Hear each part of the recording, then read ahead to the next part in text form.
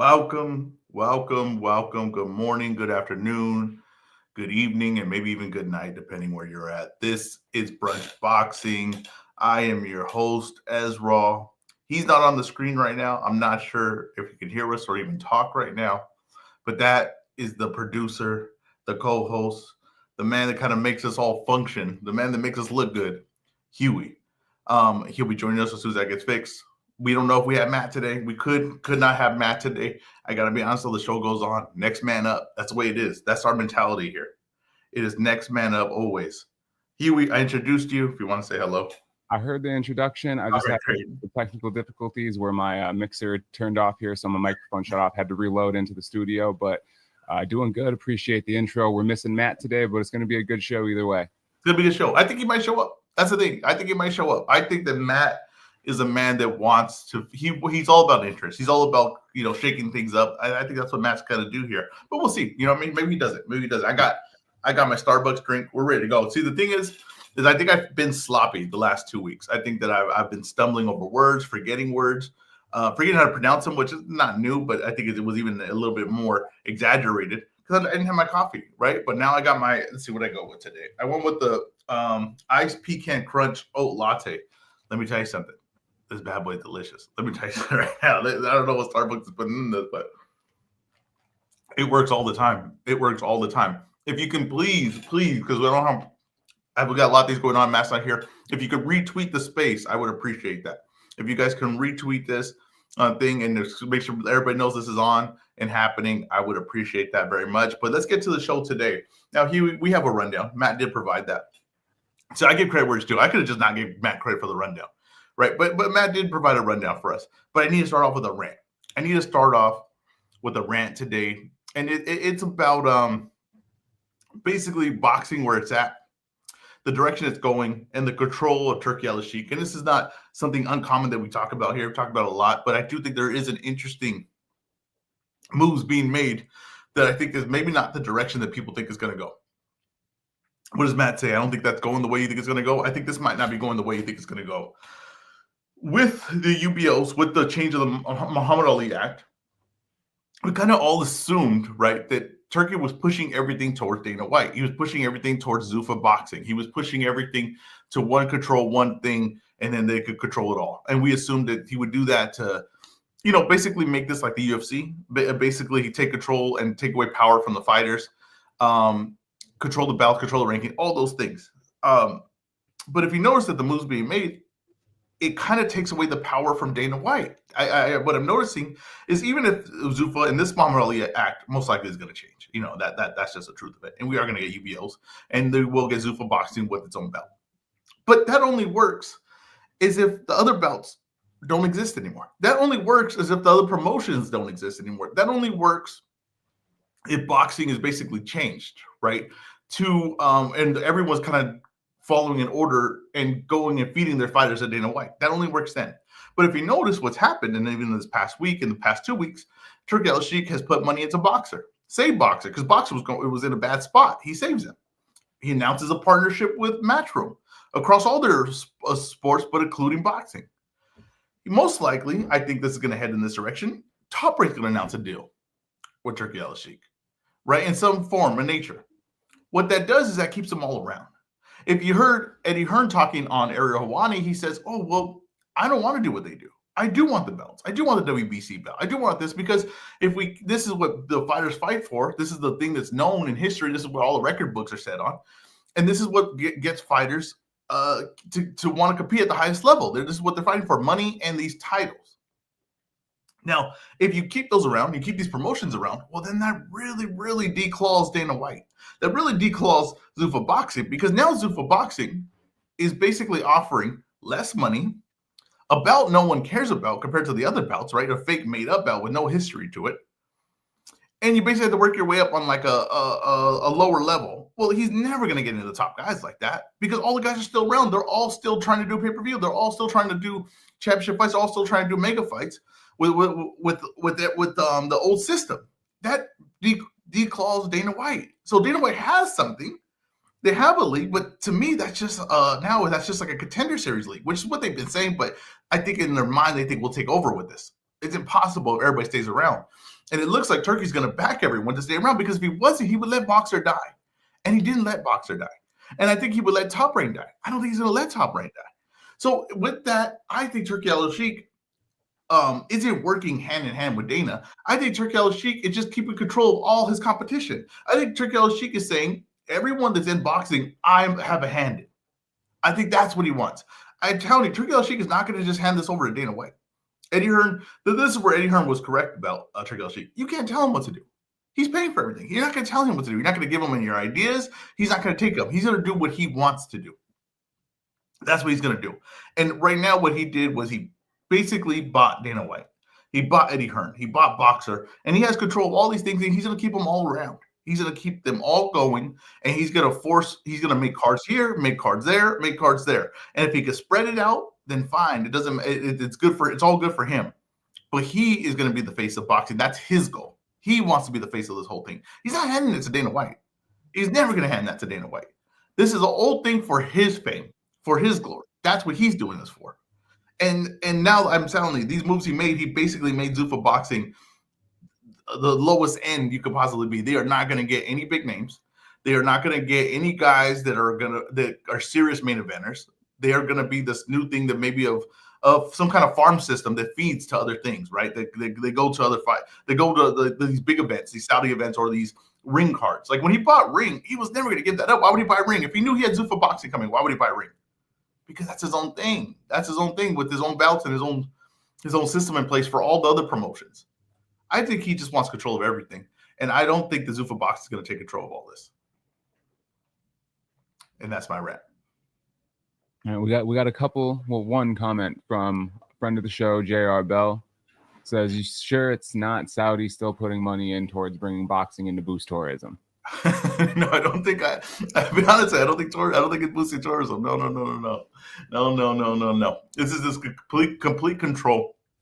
And when you have complete control of everything, who knows what you can do going forward, right? But they are with the zone. But I don't think that's also the end game for them. I do think that they want to be on other networks and other things. And I think that once he has control and says, I can make all these fights and I can go and approach someone and say, hey, I have all these guys and I can go make any fight you want. There's no problem. I do think that there has to be a point where you say, let's get on a major network, right? And a network would say, okay, we've had trouble boxing before, but this guy kind of seems to have complete control of it. And then maybe that's the end game. Like I said, I don't know. There's going to be good and bad always with this. And I'm with you. You guys heard me complain about this over and over again, but there might be some good from it too. You know what I mean? Like we might get some really good fights due to everyone kind of being under the same thing. We'll see how it plays out, but I don't think it's going to hand everything to Zuffa. I don't think that's where it is. Okay. I could still see a way where it works out being in control of Zuffa, but I get what you're saying. I mean, if all the sanctioning bodies are going to be around and we still have the opportunity for big money fights and we have these other championships, these other promotions that are still putting on quality fights for fighters that can get paid more than the TKO model, then why would that be the primary method for fighters to seek out in the market? Exactly. It's a tough, that's a tough selling pitch they have with what they're offering. Right, that's a tough selling pitch, what they have. Now, I think that, like I said, most likely he uses them for their name. He has them like that. They said they're going to do, 4 big events a year, right? A thing. Most likely he just, like I said, he's going to spread the wealth. He's going to put matchroom fighters on their card and do the event there. I do think there's some method to the madness here. I will say that. For a while, I was thinking, what the hell's the guy doing? I do kind of see like he's just getting control of everything. And he's kind of eliminating competition, not allowing anyone to have really any control. He has his hands in everything. And we'll see going forward how that works with the PBC. There's rumors. There's all these things we don't know. But, we'll see how that goes forward with them. We'll see what Top Rank does. And, Golden Boy seems like they're kind of on the outs with it. But we'll see. We'll see how that plays out. I mean, we see him shaking Jake Paul's hand, right? We've seen that, right? We've seen them talking about business in the future. So, like I said, this guy looks like to be trying to get his hands in everything. And these guys ain't going to turn down You think Saudi's trying to take over women's boxing too? No. No, I think they'll let that slide. All right. Well, yeah, no, it's going to be interesting. I definitely agree. You made a lot of good points. I think it'd be interesting if Matt was here because I think he'd have a lot of pushback for you on how this is going to be. Maybe not. Maybe he'd agree with you. But we'll have to see what he says in a space later on the next show because he's going to respond to you. Oh yeah, I can't wait. I can't wait. All right, so let's get into the rundown here. One of the biggest pieces of news we had this week was the return of Manny Pacquiao. We have him set to return to the ring on January 24th. So who would you like to see him face? I think we all know. I think we all know who it is he's going to fight, and it's going to be. Well, before we get to who we think Would I like it's to see going to him be, who would you prefer him to fight? If understandably, maybe your preference is he doesn't fight, but who would you prefer him to fight? It's the guy that's rumored to fight. Okay. Rolly Romero. That fight makes too much sense. Like it really does. I really think that fight probably. The Barrios fight, I get why it happened, right? But the Broly fight, Rolly's gonna like sell this fight. Like he's gonna be ignorant. He's gonna say stuff to Manny. He's gonna claim that he's gonna knock Manny out. All those things. I think that at this point this fight makes a lot of sense. It just does. Yeah, I think that I don't know whether it's a good fight. How if I know really? I don't even know what this is gonna look like. But what do you think, Huey? I think it's a good. I think it's a good matchup, like you said. The build up to the fight will be fun. Rolly's gonna do what Manny doesn't in promotion. He's gonna sell the fight. He's gonna talk. He's gonna make it interesting. He's gonna get people interested in the event, whether or not you're interested in seeing a 40-some-year-old Manny Pacquiao fight. Yeah, and I think this is really it, because you have to have him fight a champion. You have to have him fight a name. He fought Barrios. It went to a draw. Maybe he should have gotten that win. But I think the Rolly fight could be interesting if Rolly decides to be a little bit more aggressive than he has been in his last few fights. Yeah, that's the thing. Like, who knows what you get from Rolly? He's been trying to box more. He just had I know because it was an upset that we were forgetting. The Ryan Garcia fight was horrible, and it was horrible for both guys. I got to be honest, it was a terrible fight. But he won the fight against Manny. If he tries this whole boxing thing, I'm curious what that looks like. I don't know. I'm not sure. I'm not sure what that is. But I do know that Rolly still has some pop. He's still explosive. He's still like in his prime. And the thing with Barrios kind of got in his own head in that fight in a weird way. I don't think Rolly's gonna get in his own head. Like I think if the shots are there, Rolly will take them, type of thing. I don't know if Rolly, So I don't think Rolly's gonna overthink it. A lot of times when you get an older fighter, it benefits him fighting a thinker, because a thinker will see the traps that are possible, right? And a experienced fighter who's older could make things look a certain way and slow down the pace. The example I use, Bernard Hopkins and Jermaine Taylor. Jermaine Taylor was not seeing any. He was just going, like he was just putting his foot on the gas. So that when Hopkins is maybe trying to show something to maybe slow him down, Jermaine Taylor's not seeing it. He's just running. He just full pressure, full shots, and then that kind of sucks for like an older fighter, right? This is just because the fighter's not seeing what is maybe possible. So there's no traps there. There's no illusions there. It might be the same thing with Rolly Romero. He might not see any illusions or anything. He might just be like, hey, foot on the gas. This guy's in the second half of this fight. This guy's old. I'm going to put a beating to him. That really could happen. Should Manny be fighting anymore? I really don't. I really don't see what the point of all this is. I mean, you're going to get him a belt, but it's not even a belt we truly respect at this point. He's not fighting guys at that weight that we truly respect, if we're being honest. The only reason these fights are interesting is because we think so little of the guys he's fighting. That's the truth of it. That's the truth of it. So we'll see how that looks. There are bigger fights. Like if Manny were able to pull this off, and you talk about a Tank fight, which I think is ridiculous, but if you talk about there's money to be made there. Like there's still money to be made with Manny, and there's not a lot of money to be made with a lot of fighters right now. So he's always going to be an option. He's always going to be a showcase. You know what I mean? I think that's really the truth. Yeah, I agree with that. You mentioned Tank. I mean, there's a potential bigger fight than Tank, though, right? I have to play the Matt role here. There's a potential bigger fight than Tank, right? It's the Mayweather rematch. Oh yeah. Well, that's really what's on the horizon, right? It's possible. It's for a belt. I mean, it's definitely possible. Mayweather brought it up, right? Like he said, like it could possibly come back. That would make a lot of sense, right? Because both hold, big names. Yeah. That's the real money fight. Yeah, I think Manny's in a spot after this. If he can pull this off and get this belt, he's in a spot for a lot of money. I think that's the truth of it. 100%. This is going to set up a big event if Manny can pull it off. A couple things. We got our guy Gritty in the comments. Sad to say, but it's a 50-50 fight. I don't disagree with him. I think it's hard to call. I could see clear paths for victory for both fighters. And then we got our guy Bandalorian, called Sugar Ray Rolly for the upset. I hate to break it to you, Bandalorian. Rolly's a -240 favorite. Yeah, he's a favorite. It's no upset there. That's just name value you're talking about. All right. Also, J.R. Bell, Jay Beasy, Rolly. He's got Rolly in that fight. So just a few comments from the fans before we move on, from the listeners. Next topic here, we have Isak Pitbull Cruz and Lamont Roach Jr. face off ahead of their December 6th bout. What are your initial thoughts on the bout and how each fighter looked if you saw this?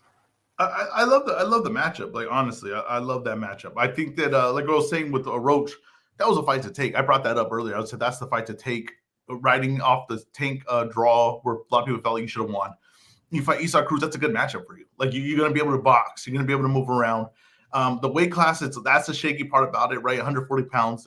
Isak Cruz is going to be a lot stronger than him. The power, he's never been in this weight class before. He's never been in his power. At least here's nothing. People always bring up stuff. Well, he did fight his third fight against some nobody. Don't bring me up a weight class every fight thing. He's never fought a real guy at 140. So that's the interesting part about it for him. But I think Roach should look good in this fight. This is a matchup that he should be able to do the things he's good at in the fight, and it puts him in a really, really, really good spot after the fight. Because if he goes on from the fight with Tank and then beats Pitbull Cruz, I mean, he's in a really good spot. Go back to 135 fight Shakur. I mean, he's riding highs in a good leverage position.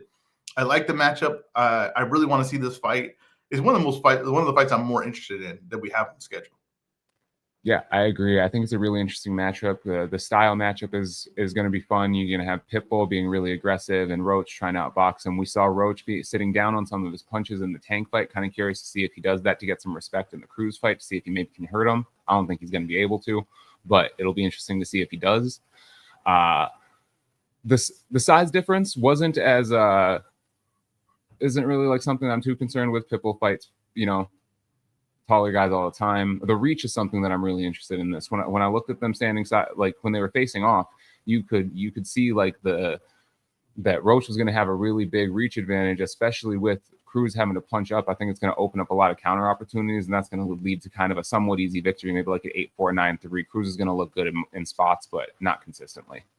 Yeah, I can see it like that. Like I said, we just got to see how Roach responds to the power. Like if he's going to feel the power, how's he going to respond to it? The thing is too is like Isak Cruz was always talking about coming back down to 135. That's why I think this fight's interesting on 140, because Isak Cruz has been talking about coming back down 135, but he just stood at 140. I don't know if he just stood at 140 for this because he feels like that's an advantage to him. But I thought this fight could happen at 135 easily. But that's fine. Like I said, I think that's a really, really interesting fight. I love the matchmaking here. I don't know. Like I said, people are going to complain because it's pay-per-view or everything like that. But I think it's a good fight. Nonetheless, I think it's a really good fight. Yeah, I think it's a great fight as well. Again, Jay Beasy chiming in from the comments here with his opinions. He's picking Roach to win as well. So not a whole lot of variance on this fight. Seems like it would be kind of a big upset if Pitbull does win, at least from public viewpoint. Are there any odds on this one yet? Just found them. Lamont Roach is a -2, actually the exact same as the Rolly Pacquiao. Isak Cruz +182, Lamont Roach -240. Yeah, I feel like that's what I'm seeing. Sometimes Vegas has odds, and I'm like, well, I don't see it like that. That's the way I see it, honestly. I think Roach is a lot better than we were giving him credit for.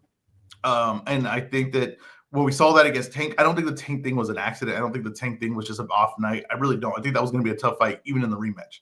I think he's going to show that again in this fight. 100%. Going forward. Oh, did you have no? Just and then him and Shakur after that. I mean, so not bad, right? After the not the Tank rematch. I mean, like I said, I don't know if Tank's going to fight real fights, and especially if Manny wins a title. I don't know if they don't just go straight to that.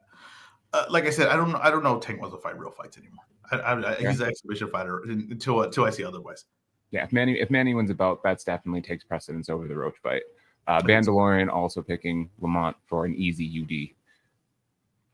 Moving on, we have fight tonight. Jaron Boots Ennis to make his 154-pound debut against Luis Malima.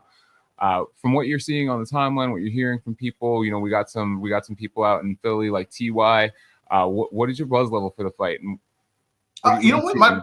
My buzz level is great because we haven't had fights in so long that this feels like something big because we just don't get boxing anymore. I just remember like 2 or 3 years ago where I had so much boxing on. I was so spoiled. You wake up in the morning, there'd be boxing. You could go at night, you would have 3 cards. I would have 3 TVs up. I'd be looking at 3 TVs, and I would have to pick which one I was going to focus on. Now I don't even have fights weekend. And what a lot of people want to talk about. I got DM Oh, look at Matt. Look at Matt in the comments. Look at Matt. I was gonna say, but I wasn't gonna interrupt you. But in typical, he would have interrupted you with this. So he pisses me off. But I will say this, and he really interrupted me. People are DMing me about like the promotion of this fight, and I'm with them, right? No one knows this fight's happening, right? No, there's no well done promotion, but there's really no option too. That's the problem with DAZN. Is you probably know this fight if you watch DAZN every day. If you watch DAZN every day, you know this fight's happening. The problem is no one. Hey, join the show. Hey, Matt, if you got comments to say, join the show. Go ahead. That's what I'm saying. You could watch from afar, or you can join the show. Matt, you can join the show and be audio only. We'll keep you off camera if you need to. Put his comment up. I wanted to put his comment up. And let me tell you something right now. Because I see what's going on, right? Because I see what's going on and everything, that doesn't mean, I'm favoring one side. I'm just telling you I see what's going on. This is the problem I have here. You have to have one perspective, I guess. You can't even say like, hey, there are some things happening here. I do see the dots connecting. No. That's controversial. Oh, no, you're taking a side. I'm not taking a side. I've had my complaints. I've been very public about my complaints. But I will say this. I do see the control here happening. I do see it. I do see some moves here being made that are the control of boxing. I'm not going to apologize for that. I'll tell you that right now. I'm not going to apologize with that. Now, I will say, like, for this fight, there's no way to promote this fight. You're on DAZN. That's the only way you can promote it. Only people know about this are people that watch boxing. That's basically what boxing is right now. It's the people that watch boxing, they know about it. No one else will know about this fight. I could call every one of my friends and tell them, hey, what about the fight tonight? They will have no idea what the hell I'm talking about. It's a bad spot to be in because you can't advertise anywhere. There's no way to advertise. There's no way to advertise it. I will say they are even slipping up on social media. Like, I'm not even seeing this on Twitter. I don't see Matchroom posting this 24/7, right? I don't see that. I don't see Matchroom on YouTube. I don't see Matchroom on TikTok or all these things or Instagram. I don't feel them pushing this fight a lot. I don't know why that is. I feel like social media is the easiest way to advertise. It's the cheapest. I mean, it can't be that much to pay for a guy to just be posting all day about the fight. And the thing, it just can't be, but I don't know. The effort's not there. I don't know why. I'm not sure. I feel the buzz tonight because I just want to see boxing. I haven't seen boxing in a long time. I like this card. If you want me to sell you on this card, I like this card. Alexis Barrera, or I don't know how to say his name. I'm going to be honest with you. Versus Guido Villanillo. That's a good heavyweight fight. Like, Alexis is a guy that they're trying to teach this, like a real straightforward style, 1-2 style for heavyweight, but he's a heavyweight that's kind of athletic, so he might be able to pull it off. He's looked better. He's come together. Now, Guido, I thought was in a good fight with Torres, which he clearly lost, but he was a guy that I thought was in a tough fight with F.A. Jagba. This is an interesting fight. That's a good co-main. I know we lost the co-main here. I'm going to be honest with you. This was a better one. This is a better co-main. Another guy that you should watch on this card is Tamir Smalls. I think Tamir Smalls looks really good, and he's fighting the guy that beat Jalil Hackett, Jose Roman Vasquez. Jose Roman Vasquez is very tall for the weight class. He's a fighter that knows what he's doing, and Tamir Smalls has looked impressive.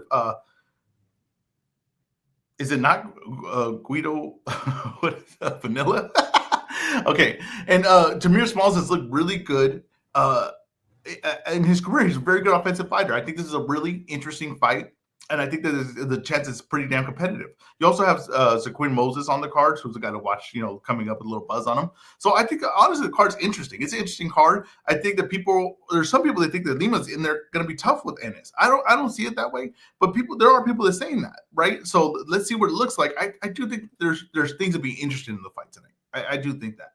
What do you think? Yeah, I haven't seen a whole lot of this on the timeline. Like you said, I agree. Kind of the general population buzz is low, but I think people. And even amongst people in boxing, I feel like aren't super excited for this fight due to the quality of opponent that Boots is fighting. But like you said, there are some good things to look forward to on the card. However, like Matt contradicts himself and argues from time to time. I mean, people judge cards based off of the main event primarily, especially when they're built like this. Yeah, I mean, that's understandable. There's no recognizable names like really on the undercard. And yeah, it's all Boots, right? It's like, what is Boots? This Boots makes this event. And what's it going to be? Like I said, Boots is not going to get no credit off of this win. I mean, he could smoke this guy in the first round. People would be like, that's what I expected, because no one knows who this guy is. And if he's in tough tonight, then people are going to be critical of Boots. And I've noticed this criticism of Boots that to me, it's like really overdone compared to most fighters. Like, I don't love this matchup. I'm with you on that. But I'm not going to act like people aren't doing this matchup in boxing consistently, especially when they move into new weight classes. There's not a lot of guys that go into a new weight class and say, oh, I'm going to fight the top dog. It doesn't happen, right? And there's not consistently something that happens. So this is just, to me, standard. But we just saw Boots in his best performance against his toughest opponent against Stanionis. Did we just forget that? Does that not hold any value anymore? We're just gonna look at this is what he does. Who's he fighting? What is Boots doing in his career? Well, I mean, he just proved he was a top guy 147, and he's moving up now. And I think that after you get past this fight, there's gonna be some real opponents there. Now, I don't believe Eddie Hearn, who's claimed that he's fighting Virgil Ortiz for the past 2 years that the deal signed. I don't believe that 100%, but if it gets there, it gets there. I think there's plenty of opponents for him going forward, but this criticism of Boots, I just think it's too much now. I got to be honest with you. I think it's unfair because a lot of people are doing this. I think it's because we expect so much from Boots. Maybe that's what it is. Or there's so much hype behind Boots that you just got to be critical of them. This, to me, is a standard practice in boxing. I mean, I'm all right with being critical of the matchup. I don't love the matchup. I'm with you on that. But to say, oh, well, look at this, what Boots does, or why is he fighting? Hell, everyone in boxing does this. It's a criticism of boxing, really, more than it even is of just Boots. Speaking of the expectations that we have of Boots, kind of going to group two questions into one here. And you touched on it a little bit. Some people are respecting Lima. You're not really expecting a lot from him. So, one, what are you expecting him to do tonight? And what do you make of his level of opponent and the public criticism that he's been getting for it? Like I said, I feel like he's coming off his best win. He's coming off of his best performance. He looked amazing. Lima's not known, right? So Lima could be tougher than most people know, right? But he's just not known. So no one's gonna give him any credit for this fight. I think Lima's style, I think he's a durable guy. He's an aggressive guy. He's a guy that comes straightforward to work. I think that style, though, plays into what Ennis wants to do. I don't think you can just walk straight in on Ennis. Like, especially if you're very you're able to be countered. I think Boots is going to have a field day with that. If this fight gets a little tougher because this guy's a little more durable and then makes an interesting fight, okay, I can see that. And then people will be critical of Boots. Like I said, most likely we lead tonight with some criticism of Boots because I think when Boots is fighting a guy that he could tee off on, he'll stay in there and tee off on him. So he might get hit a little bit. He might get touched a little bit. But we've seen what he did in the Stanionis fight. When he wants to be defensive and not get touched, he could do that too as well. I expect that I expect Boots to get a stoppage tonight. I expect him to look impressive.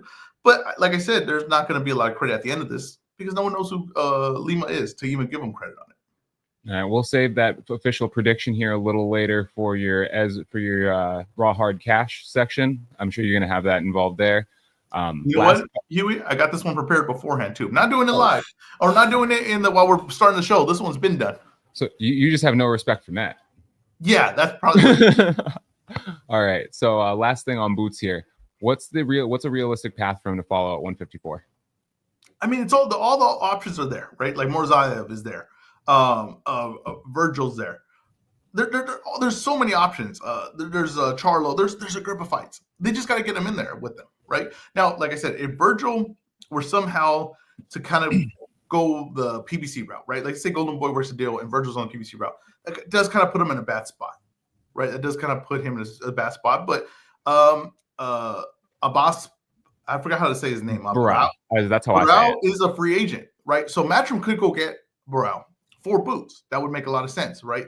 There's a lot of fighters in this class. It's a deep weight class. It shouldn't be tough to get opponents. I think that Virgil is the one that we're all kind of building towards. We all feel like that these two guys in the U.S. is a big fight, is a fight that would kind of be like, this is the man at the weight class. If he could get in there with Fundora, I don't know. I'll be honest with you. Some of the ways Fundora moves, I don't really care for. I got to be honest with you. I think that Fundora, when he was talking about having to drop the belt because they wanted him to fight Crawford or Xander Zayas, I thought that was weird. I didn't think that came off good. I thought that came off like he was trying to avoid those fights. Like he was trying to avoid the Zayas fight, which I don't understand.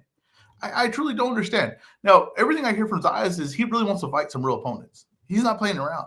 I like that from him. I'm not high on him as far as like his ability, but this guy seems like he wants to fight real guys. So maybe that's a guy that Boots can go after. And like I said, Top Rank don't have a TV deal, so they're just looking to get their opponents on. They're looking to get their guys on some cards. Maybe they can work out that deal. There are fights for him to go. There are some pathways for him to go. I think this is just getting your feet wet type fight. But I think that his next few fights are going to be really good fights, and he's going to have a chance to really prove that he's the man at this division. Okay, so we got a question from the listeners here. EzRaw, who do you think would have been a tougher fight for Boots, Ortiz or Ramos? Oh, Ortiz.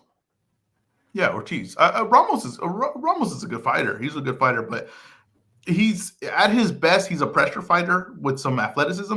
Virgil Ortiz, to me, is one of the best pressure fighters with athleticism. Like Virgil Ortiz, I think people forget how good Virgil Ortiz is. Like someone had a problem because I said that Virgil Ortiz might be more athletic than Lubin. I think he is. I think he has more foot speed than him. I think he has more foot speed. He has more explosion. He has good power. He can switch angles. Like he's a damn good fighter. He's a really, really, really good fighter. And that matchup is like the perfect matchup for Virgil and Boots. Like it's a guy that like I'm bringing pressure and power, and Boots is like I can fight defensively, but I can knock you out going backwards. Hell, you can't. To me, you get those guys in the ring. That's for sure a great fight. Even if it ends early, it'll be entertaining to the point to where it ends. Like that's the fight that we're all building towards. Like I said, Eddie Hearn obviously knows that that's the fight for Boots. That's why he keeps pushing for that. I don't know that necessarily Virgil needs Boots, but if they could somehow get in the ring, I think that'd be really good for boxing. 100% agree. I think Virgil Ortiz is going to be the best opponent, though. Realistically, I think it's more so he gets someone like Barao, gets a belt, and then maybe pushes for some unifications. And well, can people complain about that, Miss Barao? No, because he'd be the. I'm always one to. I always tend to argue that you can't fault someone for fighting their mandatories if they have to. And so if he's in the opportunity to get a belt and put himself in a better position to make better fights by doing that, by enforcing that, I can't be upset with it. I mean, Barao's coming off his best performance. He looks like a tough dude. Like I can't. You're gonna complain because he got a belt against Barao? Like I that's what I'm saying is I think that maybe people are gonna complain that they don't know the name he's fighting. Exactly. But I think Boots is the only guy that's getting complaints like this. That's what I'm saying. That's the only problem I have. I think that might be a tough fight, and if he wins it, I think that should be an impressive win for on his resume. 100% agree. So moving on to the next topic here, we got an unfortunate piece of news with Sebastian Fundora pulling out of the Keith Thurman fight with a hand injury, and we saw the entire card postponed because of that. What are your thoughts on that whole situation? I think it's a really bad. It's been nothing but bad breaks for the PBC. I mean, we've seen that the fights get canceled, fighters not want to fight, fights that are supposed to happen get delayed, or the fighters that were supposed to get in the ring just kind of say, "I'm not boxing anymore." It's like the people that we already know that there are people that want bad for the PBC. It's been a hell of a year for those people. I gotta be honest for you. It's been a hell of a year for those people. I think if there was some way to put this card on, not pay-per-view, but with Fulton and Oshaki Foster, I think you could have went forward with that. I think a lot of people were looking forward to that fight. It would. I think on just an Amazon card, free Amazon card, I think people would have watched. I think people would have been interested in it. The problem also with this Fundora-Thurman fight is I don't think there was a lot of excitement for it. I don't think there's a lot of buzz for it. So the fact that you're still going to keep it going but delay it, I just feel like that kind of feels like you're delaying better fights for Fundora going forward. You can't control injuries. I know people are going to say, "Oh, he should have still fought with a hand injury." I don't know what the hell the hand injury was. You can definitely look at it. In boxing, you only have two hands. If one of them's hurt, that's probably not a good idea to get in the ring with it. So, but I think they could have went forward with it. But now they said we're still going to do this Thurman Fundora fight. Me personally, I would scrap the fight. I would scrap that fight and put Fundora in something else. I think that you can go a different way with Thurman if Thurman still wants to go. But I think that delaying this and pushing this forward, I don't think it's going to be a bigger fight. I think it's honestly going to even lose more steam, and people are just going to be a little bit fed up of hearing about this fight. I think that, like I said, put Fundora. There's some real opponents in there for Fundora to fight. There are some real guys in there. It's a really good division. Let's get him going. If he's really that, but like I said, there's some of the things that Fundora is saying that I feel a little bit like I'm looking at him sideways a little bit. I think Fundora beats Zayas. Like I don't think that. I think that honestly that he would probably win that pretty wide, but it doesn't feel like he feels like it. And that's a weird spot to be in as a person when I feel that he'll do something, but this guy doesn't feel like it. Doesn't feel like that guy feels like he could do that. I don't know. What am I to say at that point? Yeah, no, I completely agree. I wasn't super excited for this fight. I thought Fundora was going to beat Keith pretty easily. There were a lot of fights that I would have rather seen, just like you mentioned, the Zayas fight for one. And then the handling of this card was terrible. It was absolutely awful. Like, there's zero reason to cancel the entire card for Fundora-Thurman, which, as you said, was a fight that I don't think a lot of people were really excited about anyway. even the people that were excited about it weren't super excited at the fact that they were going to see the fight. They were excited at the fact that they thought Keith Thurman could pull off the upset, is what I feel like it was more so. Yeah. And so switching this, canceling the entire card rather than changing it to a free Amazon on Prime card with, one less fight, or even moving one of the undercard fights up to the main card so you could still have the 4 fights. It should have been a 3-fight card free on Amazon, and they could have had Fulton and O'Shaquie Foster as the main event. Yeah, and like I said, I feel like all the diehard boxing fans were most excited about that fight than any other one. So that's what I feel like. So yeah, I feel like they should have kept it going. I feel bad for Fulton. I feel bad for O'Shaquie Foster. We just had him on the show last week. That would have been a good matchup. That would have been something real. There is a thing in boxing. Sometimes it feels like we're almost like in like 2 different things where it's like boxing, which within like the real product, right? Fighting for the belts, the real guys. And then there's other things where it's like, okay, this makes money, so, or this has a little bit of buzz, or there's got some name value and we'll do it. I feel like Keith Thurman, I don't know what he is at this point. I don't know what he is. Now, I give him credit for fighting a top guy to really show who he is, but I don't know who he is. Sometimes it doesn't. It feels like my brother was telling me, like, sometimes it feels like when I'm watching it's real, almost on a point. Like Keith Thurman, I feel like it's more them trying to build up something that's not there anymore. I mean, Keith Thurman hasn't really looked good for me in a long time, and I know people are going to bring up his last fight, but I don't give a damn about that last fight. I don't think that means anything. I'd rather see him. You can watch him hit a bag all you want, but I don't know that. I don't know that. That I have anything to be like, oh yeah, this is Keith Thurman. He still can put some great performance together. I don't see anything like that. I don't see anything like that. There's no buzz of like for me that I see anything like that. So just reading some of the comments here, they're talking about when it's postponed. So I hadn't heard this, but if it's postponed till January, do you think they postpone it beyond January, or do you think they put that on the Manny card? No, I think they'll do it. If they're still going to go with it, it's going to be its own main event. I don't think that. Yeah, I don't think they're going to. I think I think PBC wants to have the events, and they would want to have that as its own separate event. We do have someone joining the show here right now. Bellini Award winner, host of the longest running boxing podcast, Mr. J.R. Bell, Jay Beasy of the Boxing Source. How are you today? Yo, what's going on, Huey? What's going on, Ezra? What's up, Jay Beasy? All good, man. Yeah, I'm kind of disappointed a little bit of this fight card for October 25th being scrapped, but Huey has a great point. Like, you should have at least tried to salvage the card and just adjusted it to just be a PBC on Prime type of card, because that's going to be like another full event that you're not going to have. And if you go over the past couple of years, they haven't had that many events on Amazon Prime, whether it's pay-per-view or just Prime itself. So you want to have these fight dates to get these guys active, and that's been one of the biggest complaints, is that a number of the fighters that are, as they say, under a PBC banner aren't being put on because they don't have the fights made out there. So you would want to have at least something there with a Fulton versus Foster, or excuse me, Foster versus Fulton. My bad, O'Shaquie, right? So at least try to have those type of cards, take place, and have some type of backup, you know what I mean? Because if you think that there's going to be an instance where you could have a problem with the main event, then have a backup plan, you know what I mean? And I think that there's a number of cases where they put so much towards the main event and not have an insurance policy or a backup plan to kind of like alleviate problems like this. That's a great point. Having something like even another fighter on the card that you could put in as a replacement to pull from another fight as for these types of events, I feel like that was something we used to see pretty commonplace that we just don't have in the modern day of boxing. You know what the problem is? The problem is though is maybe if Thurman got hurt, you could do that with Fundora, but Thurman's not going to do that. He's not going to do a late replacement for someone to step in to fight him. Like, he's just not going to do that. That's the problem with dealing with like guys who are like Thurman, a part-timer, a guy that's not 100% in and just kind of looking for the right moment. He's not going to step in. He's going to step in with the Jesus Ramos. Like, he's not going to do that. You know what I mean? So this is the issue with building a fight like this. I don't know who was asking for this. I don't know who wanted this. Hell, I feel like we were complaining about the Zoo Thurman fight. And when Thurman got hurt, people were like, hell yeah, we get to get Zoo versus Fundora? That was like people were happy about that. That should have been your sign. Like, hey, don't ever go back to this guy for this type of fight, unless you were going to get him in with Earl Spence, which makes a lot of sense to do, right? Keith Thurman, Earl Spence makes a lot of damn sense to do. I don't know why we're still doing this fight.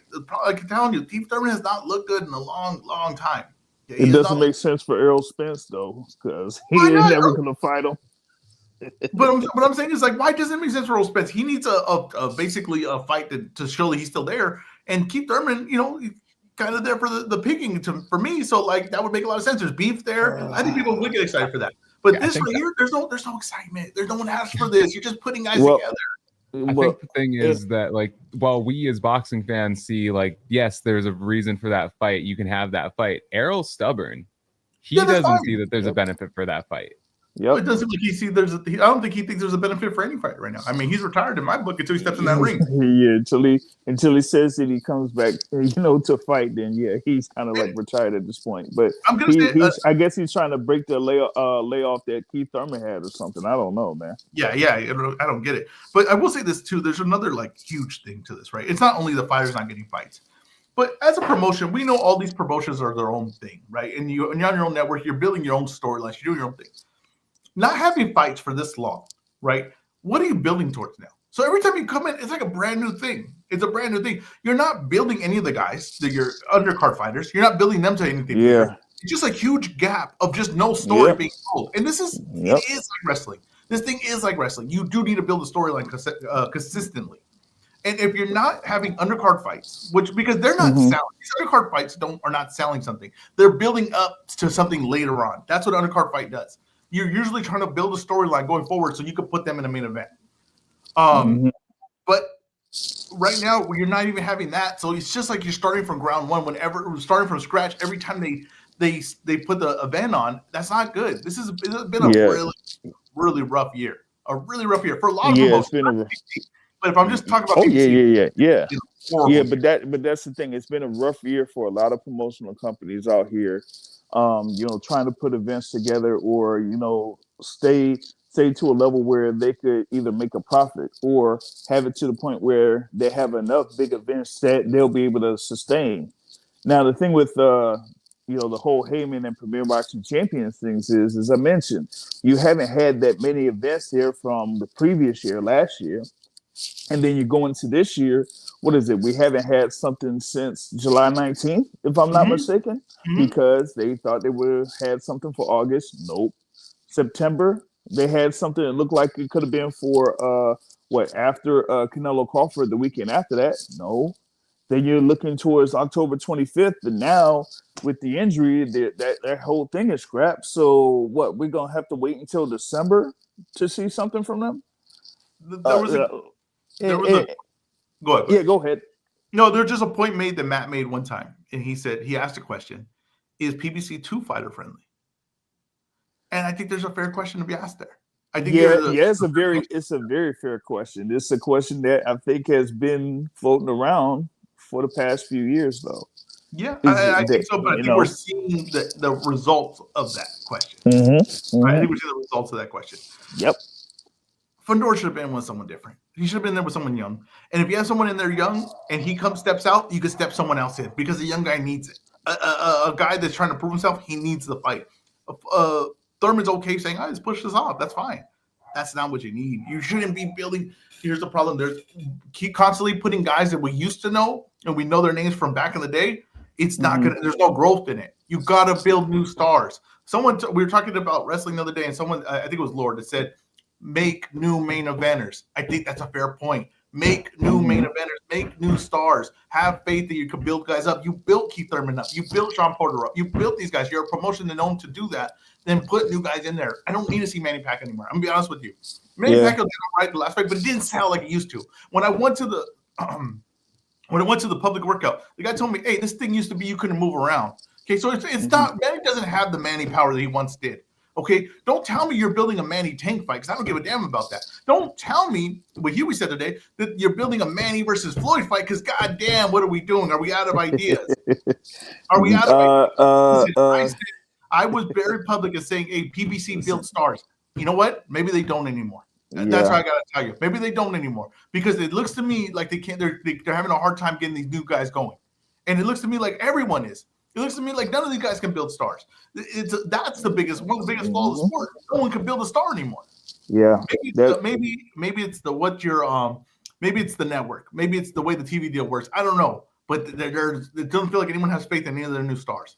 It is something with development, but it kind of like goes into the issue that we've run into over the past few years is that we're seeing everything on TV or on, some type of app or whatever it is, with these fighters. So we talked about this whole thing earlier with like a Boots versus Lima, that's coming up, that's on the zone. And how like a number of people aren't really, all too in favor of that particular matchup. But the thing about it is that in 10, 15 years ago, we didn't necessarily, see those type of matches in like a Showtime when Showtime was up or HBO or whatever it is or whatnot. Like those used to be like either on a secondary network, so to speak, or something where it would be like, off TV. And now we see like everything on TV. We see guys having their pro debuts on TV and guys that are like, 5-0 and having an absolute mismatch on TV. Like we didn't see that. And so now with everything being, there in front of your face, now we get to see, their flaws and who they're fighting. And it kind of like amplifies the criticism because of the opponent that they have in front of them because it's on TV.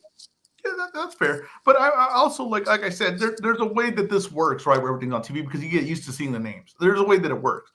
But you have to take the chances of saying, hey, I'm going to make this guy the main event and I'm going to make him fight someone for real. Because that's the way people really start buying into you. Okay? That's the way people really start buying into you. I think Fundora's he's in a good spot. He looked good against Zeus, right? He's been looking better. But to put him in with Thurman, I just don't think it did what they thought it was going to do. I don't think it does do that. I think in that particular instance, I think them rolling out, Thurman or whatever it was like that, I don't know if it worked as well as, they probably planned. And, given what they have out there as far as like, other contenders that I guess, that was the fighter that was like kind of available, unless if they would have put up like a Charles Conwell or Andreas Katsarakis or something like that. But outside of that, you really don't have that many people available to, make a defense of that WBC belt. And I think, for Fundora, I felt it was good for Fundora to have at least a date because that would be his third fight this year. Like you really see that, in boxing with like champions having 3 fights within a year. It's usually like 2 fights, and for some, it's like 1. And shoot, you got a guy within his division that still hasn't had a fight this year yet. Yes. So it's something where it's like if you can't necessarily get the opponents that you feel like would kind of warrant it being on a pay-per-view in this case, then it's like why not just have an alternative and just put it on regular Amazon Prime or just something that's off TV. Like I said, like everything shouldn't have to be on TV. You know what was fun this year? And I was critical of it. I didn't think it was going to be anything, but it was fun this year. The Plant Charlo doubleheader. That was fun, and that was free, right? And really, that was the direction that PBC should have went with every month putting out a free card. That's the direction, and build up your roster again and find out what you got. But the problem is they based an event off a Tank. Didn't happen. They based something that maybe Earl Spence come back. Didn't happen. You're basing it off guys that can't seem to get to the finish line. Let those guys go. They don't want to fight anymore. Okay, go and try to build something else. Build from the ground up again. I think at the highest level right now, you got to rebuild. You have to rebuild. It's not there no more. So you're gonna have to put these free cards on every month. If I don't know what this TV deal is, I don't know what it is. But if they could put a free card in every month, that would have been great. And because no one else is doing that, I'm going weeks without boxing. You would have had all points your direction because I don't want to talk about boxing. My family calls me every Friday and be like, is there any boxing on this weekend? Because that's how often we're not getting boxing. They ask us, and they don't know because no one else is advertising. They at least have Amazon. They can advertise off Amazon. That's what I'm saying. Is that you should have built up a new thing. I don't know where the hell these guys are. The guy that beat Plant Resendez. I don't even know where he's at. What's next for him? Saw that message. Yuenli Hernandez is actually fighting in Hollywood, Florida tomorrow night at the Hard Rock Casino out there. Real quick, Ezra, what did you grade that Plant Resendez card with Charlo and Lamana? Post fight or pre fight? Pre fight. Oh man, I probably had a low score. I'm not gonna lie to you. I won't be dishonest. Lower or higher than Zhu Bakram? I think it was lower. I wasn't high on it. But like I said though, if you would give the product like that, I think you would have people talking because there's no choice, right? And then you could find out what you got, right? You would find out what you have at that point. I think you could have went to a Resendez Charlo fight. I mean, honestly, I thought that should have been just easily made next. I really thought that was the direction you should have went. Go ahead. I want to go to some of the comments here. I've seen this stated a few times here from apologize, I can't find the previous comment from where it was mentioned, but Matt is in the comments saying one thing that we're not considering in this discussion about putting Fulton versus Foster on free prime is that Amazon might not have wanted that. That's fine. So they might have turned that down. They could. I mean, that's the thing. If they offered and they turned it down, then yeah, I mean that's one thing. But it's that we don't have the dates.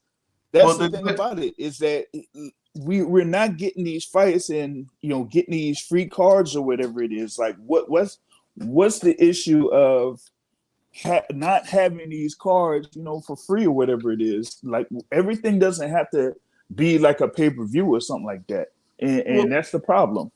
Well, can I say this? If they didn't want that fight, that says a lot about that deal.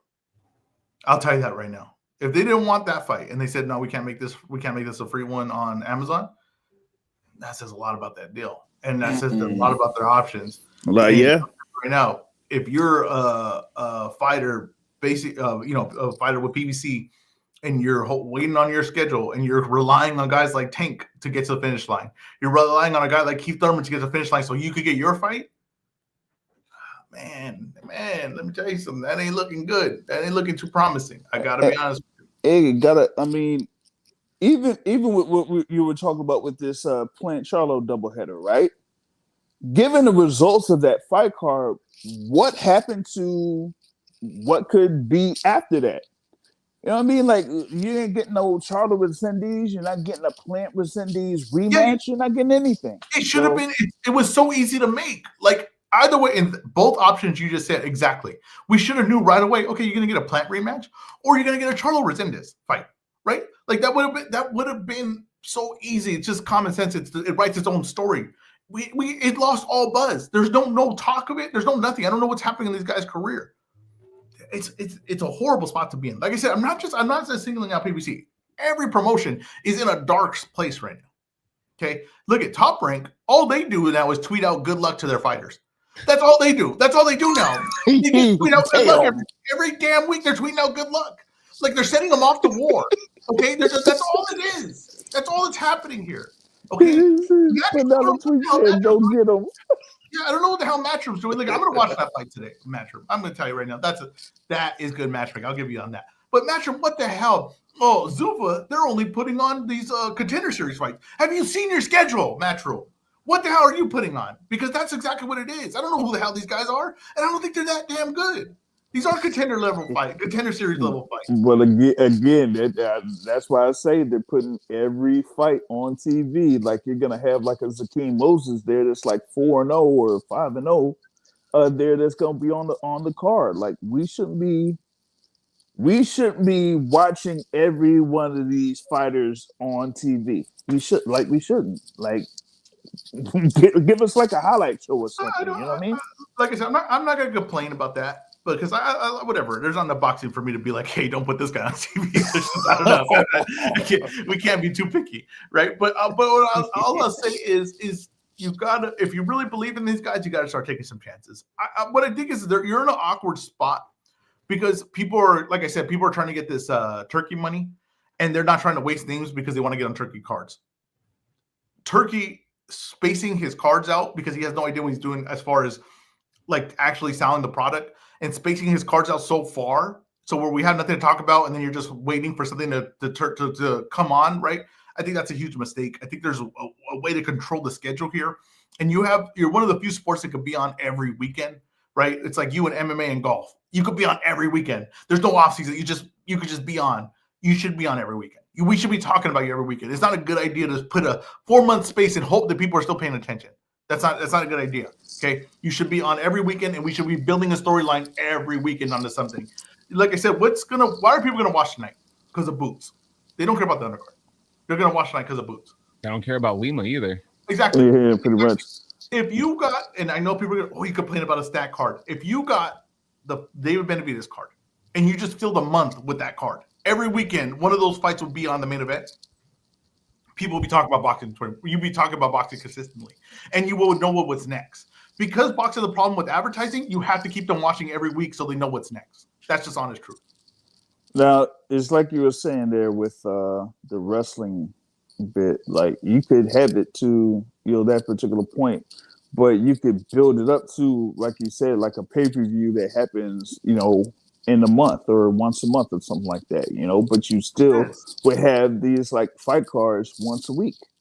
Yes, that's what I'm saying. Like putting all these guys, just stack this one card. Bro, it doesn't work if it's every 4 months. I'm sorry, it doesn't.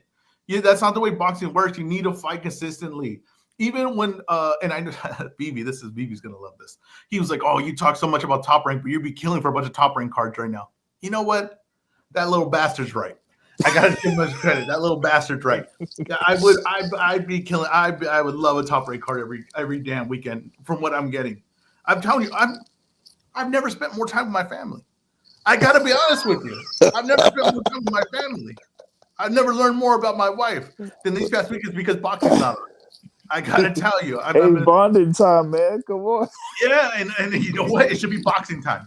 I gotta be honest with you. I don't get what's going on. I don't get what is going on here. But I just let me tell you something. There's a problem. I think it's an easy fix. I gotta be honest with you. But it doesn't, like I said, the Amazon, I think Matt made a point without even realizing what point he was making, was if they didn't want that fight, let me tell you, it's not gonna look good going forward. If they didn't want Fulton, O'Shaquie Foster on a free card, they probably don't want a lot of fights on their free card, and they probably are relying on these pay-per-view fights to build their schedule. It's not a good sign. Not a good sign. You don't have the fighters to do that. You don't. Okay. Earl Spence. What does Ty say? Earl Spence ain't walking through that door. Earl Spence is not walking through that door. Okay. Yeah. Earl Spence ain't walking through that door. And you got like guys that you were building in like a David Benavidez that is being involved with Riyadh season for his next 2 or 3 fights. So what other options do you have? Exactly. So like I said, it is what it is. We'll see. Boxing next year is going to be a whole new layout. So it swings one way, it'll swing back the other way. We'll see how that plays out. If everybody gets on the same umbrella, we'll see how it plays out. But right now, it ain't great. Just because it's kind of related to what you just said before we close out the topic and move on to the next one. We did have another comment from Matt here in the listener section saying boxing's oversaturated with too many fights on TV. We've lowered the bar too much on what's acceptable for public consumption. Now, this came not when you were talking now, but when BZ was talking earlier. Mm-hmm. I thought it was a really great point because when we're seeing these prospects make these debuts and they're getting into their 7th fight and they're stepping up and they look a little shaky, we didn't used to see that and we didn't used to judge them on that. And now I think people are judging them on that, and it's hurting their value once they get to a point where we actually want to see them against quality opponents, because people are always holding that, well, yeah, but I saw him look shaky against this guy, and if he did that against him, then what do I expect here? So I do think there's something to that. Yeah, possibly. I mean, like I said, I don't know. De La Hoya, we saw all his fights. I saw all Mayweather's fights. I mean, it was always fighting on TV. So I guess we could say that, but look, I think what it is maybe it's this. Maybe we have so many guys that this is the next guy, and they're not the next guy. And maybe a lot of these guys are more just average fighters, and they're not Floyd Mayweather. They're not De La Hoya. They're not Roy Jones. You know what I mean? And I think that maybe that's more what it is, right? Like these guys just ain't what we think they could be. And so you're easy to put them down quicker. And maybe you guys are right. You would have more of a surprise factor. You would get him to a big fight, and then he would get knocked down. You'd be like, okay, well, I was at least excited to this point because I had not seen him look shaky to this point. But maybe he had looked shaky. Maybe there were signs were there. Well, maybe we see the signs earlier. I don't think it's necessarily hurting them, but I think we see the signs earlier. That's not who I think it is. Wait, Huey, that's not who I think it is it? It is. BZ, I'm going to remove you from the stage for 1 second. We're going to bring on one of the greatest hosts in combat sports, the CEO, or the founder of Brunch Boxing. Matt, how you doing? Yo. First of all, EzRaw, when you say we saw all of Mayweather's fights and all of Oscar De La Hoya's fights, have you forgotten that they came through the Olympics?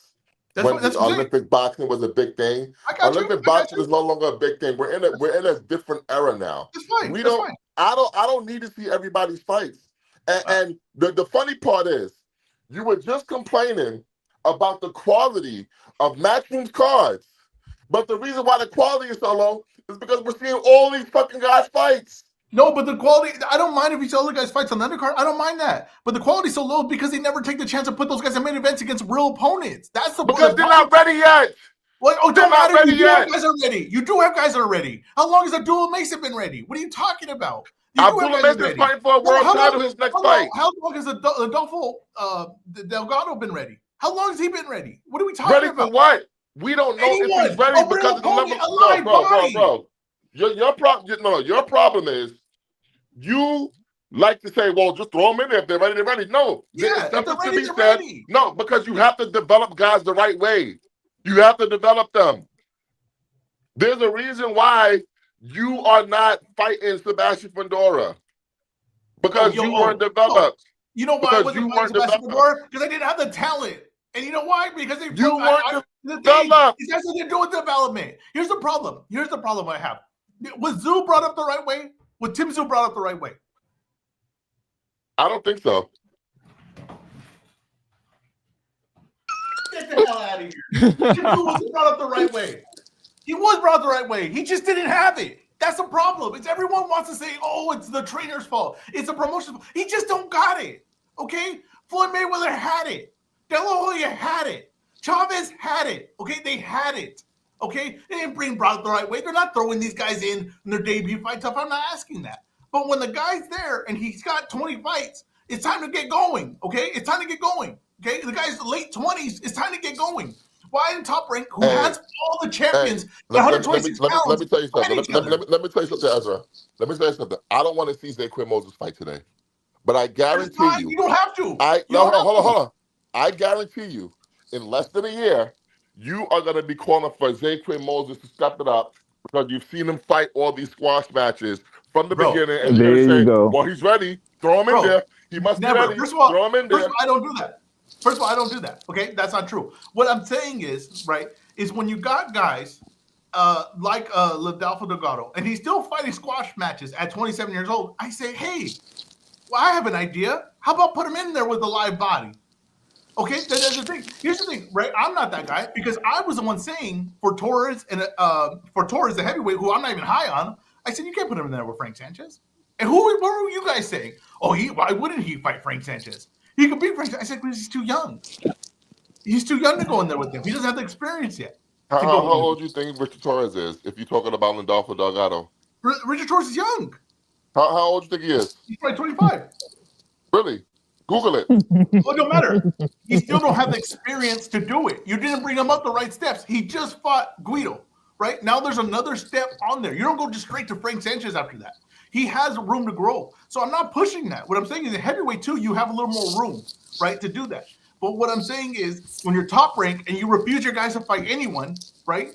And we know they do that with Shakur. We know they do that with their guys. They refuse for them to fight anyone with the risk, right? Anyone with the risk. Then I'm going to be critical of you. Yeah. Listen. It's okay to be critical of matchmaking sometimes, but your problem is you want these guys to do too much too soon. No, that's not true. Who? There's What guy? Jared Anderson. Who? Jared Anderson. Jared Anderson, right? Took a chance. I had no problem with it. They were going backwards with him. He took a chance and he didn't have it. They were going backwards with him. They weren't. Bro, he means in the level of opposition that they were going backwards with him. But they weren't. I know what they are saying. No, they weren't. You heard it the first time. Who was his next opponent going to be? Bro, here's what you got to understand. No. Let's answer that question. No. Here's what you got to understand. They understand what they have. These are guys that have been in the business for 50, 60 fucking years. You nailed it. They listen, they know what they got, and they know the pace that the guy needs to develop to reach his full potential. Not everyone's gonna be. Hold on. Not everyone is gonna be Floyd Mayweather, right? Not everyone's gonna be Manny Pacquiao or Oscar De La Hoya. But even if they're a level below, you still want them to reach that, because that's something that could be very great for the sport of boxing, great for your company. Your problem is you want to throw guys automatically right there in the fire when you know they're not ready for that point yet. Then you say, well, if he's not ready now, he'll never be ready. He'll never be ready. This is just who he is. You don't know who he could have been because you didn't develop him right. Matt, you nailed it. They knew what they had. You're right. They knew what they had. You're 100% right. And they knew that he wasn't a top guy like that. And the problem was Jared Anderson didn't know that. And when Jared Anderson got offered some money, he said, oh, well, I mean, I could be able to beat McCauley. But they knew he couldn't, because they knew that he wasn't the stuff. And you guys get mad when a guy gets discovered that he isn't the stuff. And that's what we go to. He wasn't yet. He was never going to be the stuff. He was never going to be. You don't know that. You don't know that because he wasn't developed right. What do you mean I don't know that? We saw it. No, you don't. Mean? Again, how much growth do you think he had in him? So how much growth do you think he had in him? He didn't have it. You don't know that, bro. Did you see his Arias fight? Did we see his Arias fight? Yes, I did. We saw the Arias fight. We saw the Charles Martin fight. Bro, but yeah, we saw all of those. Bro, the Arias fight showed me all I needed to see. The guy doesn't have it. He never had it mentally. He didn't have it physically, but he definitely especially didn't have it mentally. He especially didn't have it mentally. He lets you know that. Okay, that's again, that's you, Ezra. Like, again, as Matt mentioned, these are guys in the business for 40 to 50 years. Yeah, they're 40 plus. years. They're in the business to sell you a product. That's what they're in the business to do. They're not in the business, I made this guy the world champion. Bro, don't get fed the BS and believe it. These promoters don't know what the fuck. They don't know how to. Oh, yeah, they know how to. They see it. Oh, look at that left hook. It's coming. Oh, I know that. No, bro, they're there to sell you a product. A lot of the times they get you a guy to a certain point and protect him, and then you feel like he's in a big fight and they can make money off of it. It's a return on investment. That's all it is. It's ROI. But what I'm telling you is, as just legit what's happening in the ring, Jerry Anderson didn't have it. He never had it. Okay, the selling points were fake sparring stories with Fury. Then you heard that he took a beating from Fury in those sparring sessions. But the story was, he's putting a beating on Fury in those sparring sessions, because it's all just trying to build some kind of storyline for the guy. The guy never had it. I'm sorry. Now, some guys they rush. I'm with you on that, right? Some guys they rush, but most of the time, all it is the guy steps up, he loses, he's not that guy, and we want to blame the promotion or the trainer. That's all it is. You want to blame a promotional trainer? Couldn't be just a fighter is not good enough. Couldn't be that, huh? Gritty has a comment in the listener section. He was only 23. He says he was being developed, and they stepped him down wisely after the Martin fight. And that's exactly what they did immediately after the Martin fight. What did I say? They knew. Yeah, but because they knew that he needed more development. Ready. He wasn't ready for those type of fights yet. Like, you got to understand that some of these guys that they know that could potentially be a champion, they'll figure out when is the right time for them to compete at that particular level. So if you have a position or you have an instance where they have him or they have a fighter matched up where it could be a high level fight and they don't feel like that's the best move to do, then they're gonna advise against it. It's happened a lot over the history of boxing. You know what the problem is, Ezra? You know what your problem is? No. We've talked about this before. Your problem is you think that proper development of a fighter is smoke and mirrors. That's your problem. You think that when a company, hold on. You think that when a company is developing a fighter correctly and matching them based upon what they feel he needs in these moments, you think that's them doing smoke and mirrors on a fighter. I've heard you say it before. So don't wag your little fucking Dikembe Mutombo finger at me, okay? No. But the problem is you guys like smoke and mirrors. You like to be lied to. That's it. You guys like to be lied to. I don't like to be lied to. Now, development is development. But what do we say about Golden Boy? What do we say about Golden Boy? Well, they'll really bring a guy up and try to show you what he is, right? They're really trying to find out what a guy has, right? And they do it gradually, right? The opponent gets tougher and tougher and tougher and tougher. And then you find out what you got. That's the way you do it. That's the way anyone does it. But the problem is what you guys want to do is be lied to for 8 years. Yo, Huey, let me ask you a question, Huey. Wait, hold on. Hold on. Huey, let me ask you a question. Are you married, Huey? No. Hey, Jay Beezy, are you married? No.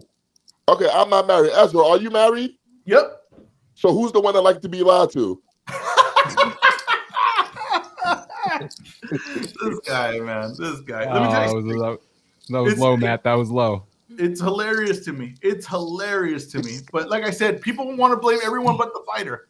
It's always something. You know what I mean? No one loses legitimately. It's always something. But I'll tell you this right now. Jared Anderson, you could have gave him another 10 years. The guy didn't have it. I'm sorry to tell you. And we just found that out. That's all it is, guys. He just didn't have it. I put the comment on the screen earlier, but boxing historian, founder, and host of The Corner Stool, Cliff Rold, also agreed with you. He said Jared Anderson wasn't good. You could only hide it for so long.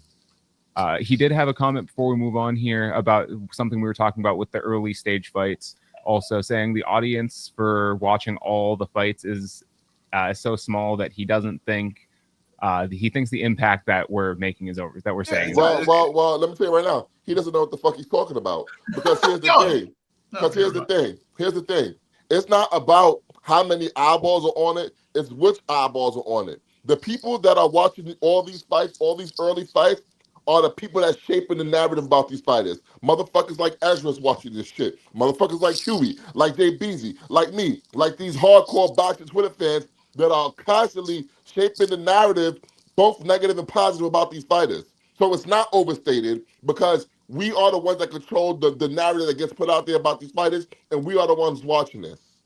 And we are telling the people, oh, this guy's this guy's this. And we are putting negative connotations on fighters well before they have had the chance to develop the kinks in their game that they need to get out.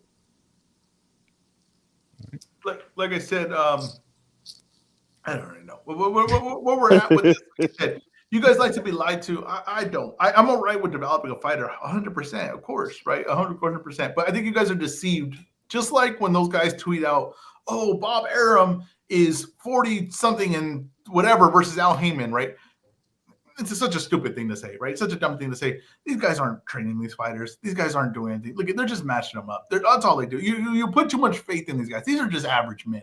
Okay, they understand the business. They understand how to make $1. That's it. That's all they're trying to do. Those are guys like Rick Glazer and all these fucking anti-PBC pages that put those tweets out. Exactly. They're idiots. But you're kind of saying the promotion has Ezra, they are the ones shaping the narrative. Fine, but that's not. But what you're talking about is the narrative being shaped. You're shaping the narrative by saying, "Oh, it's the promotion's fault. These guys are losing." No, it's not. I didn't say it's the promotion's fault. What I'm saying is that we have to. I want to see guys when they're ready. That's it. I want to see them when they're ready. The sad part is they're only, I guess, ready when they win. Against who though? That's the key part. If they go step up, I guess if Anderson would have beat Bacoli, wow, they really knew what they were doing. I guess he was ready. Bro, listen. He lost. Listen. That's the truth. When Frank Martin, hold on. When Frank Martin fought Michelle Rivera. Let me break some news about Torres right now. Let me just, so you guys don't have to get too excited. He ain't got it. Okay, let me tell you some news about Torres right now. He ain't got it. So you could wait till next week, or you could wait 10 years down the line. He ain't never gonna have it. Let me break some news right now for you, so you don't feel lied to, or you don't have to tell me, "Oh, he wasn't ready." They'll wait. They're gonna wait with Torres. They're not gonna rush him. They're gonna wait with him. He won't have it. When Frank Martin fought Michelle, hold on, Ezra. When Frank Martin fought Michelle Rivera, Ezra, I knew that Frank Martin was ready to be whatever he was gonna be, whatever that is, whatever level that is. I'm ready to see him now. That was the case for both of them. That was the case for both of them. One of them was better than the other. But let me break some other news for you guys. Let me break some other news for you guys. Moses Atama, he has it. No, he doesn't. No, he doesn't. Hey, listen, he doesn't. He has it. Moses Atama can fight next week, or he can fight 10 years from now. He's gonna have it. That's the truth of it. He doesn't. That's the truth of it. And you could be lied to. That's fine. Be All right, lied so to. let me ask you a question. Because let's use your own logic. If he has it, why has his promoter pulled back on him? Because they want him to get experience. Of course. I mean, that's So- of course. They want him to get experience. Oh my God, yo. Okay, Ezra. How many rounds? All right. How many rounds Should have we Boys go and to the Thomas next been? topic? Wait. How many rounds have Boys Yeah, and Thomas been? please. How many rounds have Boys and Thomas been? That's why We're it's funny moving to on, do this. Ezra. This is why. But We're I moving guarantee on, though, Ezra. you're saying wait. But how old is Boys and Thomas? How old is he? He's 21 years old. 23, 21, No, he's 21 years 22 or 20? Okay, he's 21 or 22. old. He's 21 years old. Right? He's 21 years old. But I guarantee by the time he's 23. No, he's 20. He's 20. 20 That's years old. what I I said. guarantee. Wait, hold on. But I guarantee by the time he's 23, he's fighting for titles. I guarantee by the time he's 23, he's fighting for titles. It's not going to be 25. It's not going to be 26. Okay? So that's because some guys got it and some guys don't. That's the truth of it. You're saying that by the time he's 23, he's fighting for titles. Well, that's because the generation of heavyweight is going to change. Oh, He wouldn't win a title. He wouldn't win a title in this generation. The generation could change for Torres. It still ain't gonna be no belts around his waist. We'll see. Unless it's an intercontinental. Unless it's an intercontinental belt, it ain't gonna be no belts around his waist. All The right. Richard Torres takeover 2028. Oh man. Okay. So I think that topic we got a little off the rails on that topic, but I think it was a good discussion. So moving on, fuck that puto. All right, we saw former junior welterweight champion Jose Valenzuela say that he's a promotional free agent. Matt, since you just joined the show here, it seems like you got a lot to say. You ready to talk? What do you think should be next for Ryo? The glue factory. All right, This short and guy. sweet. Ezra? This guy, what the hell is this guy talking about? What the hell is this guy talking about? This pisses me off. I gotta be honest with you. Ryo's a good opponent at 140. He's a good opponent. If he gets to 135, he's a good opponent. Like he's a good guy. He's a guy in the mix. He ain't gonna be no top guy in the weight class, but he's a good guy in the thing. So there's a lot of street fights from him, and his style is fun. So I don't know how anyone can have complaints about this and that. I'll tell you right now that I like Ryo, and I think that he's makes some interesting fights. So I think like if you could get him in with Matchroom against Mercado, I love that fight. Hell yeah, let's do that fight. I think they have similar styles. Beezy, you have any thoughts on Ryo and what he should do next? I think he's getting arrested. Nah, my window's open. My Who do you bad. think he should sign with, Ezra? I don't care who he sides with. I think he's a good option for everyone. I think anyone that takes him, that's a good guy to have. He's a good guy at 140 and 35.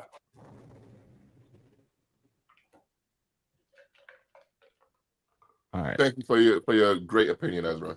What do you want from me? What do you want from me?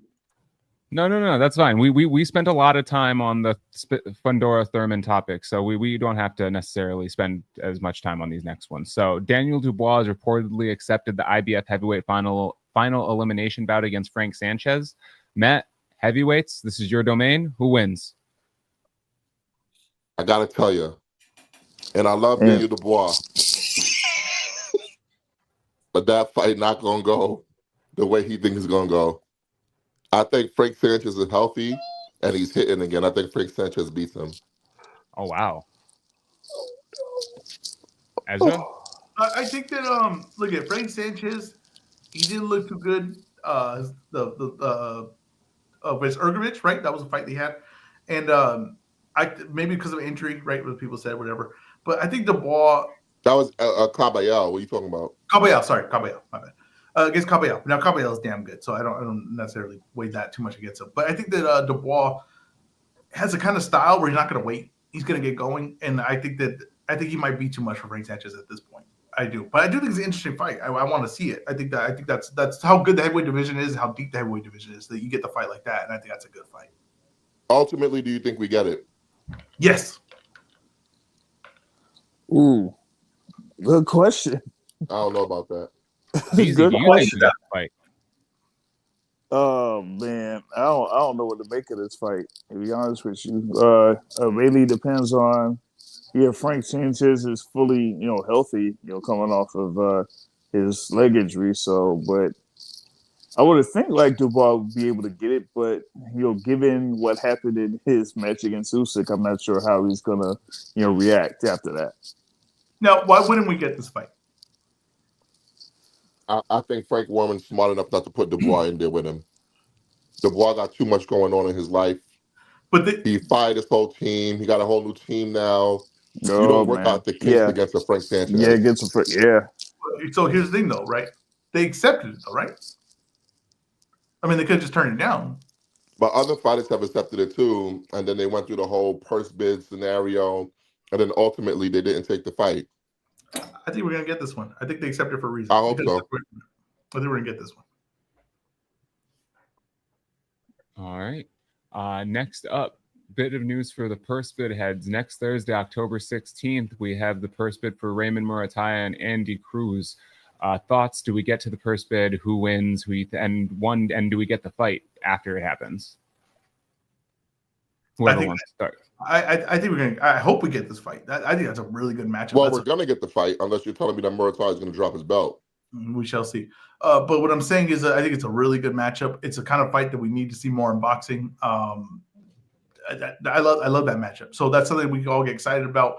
I think that really shows where Murataya is at. I think it really shows where Andy Cruz is at. I like that fight. So I hope we get it. I'm not 100% sure we get it, but I hope we do. Well, Matt, when I asked that if we get the fight, I wasn't thinking that there was any chance of Murataya dropping his belt. I was thinking maybe if Matchroom doesn't win that purse bid, would they potentially turn it down? Or would we just see it? They ain't got you for Andy Cruz. Listen, let me tell you something. Andy Cruz ain't putting asses in seats. He'll fight wherever the fuck he's gonna fight.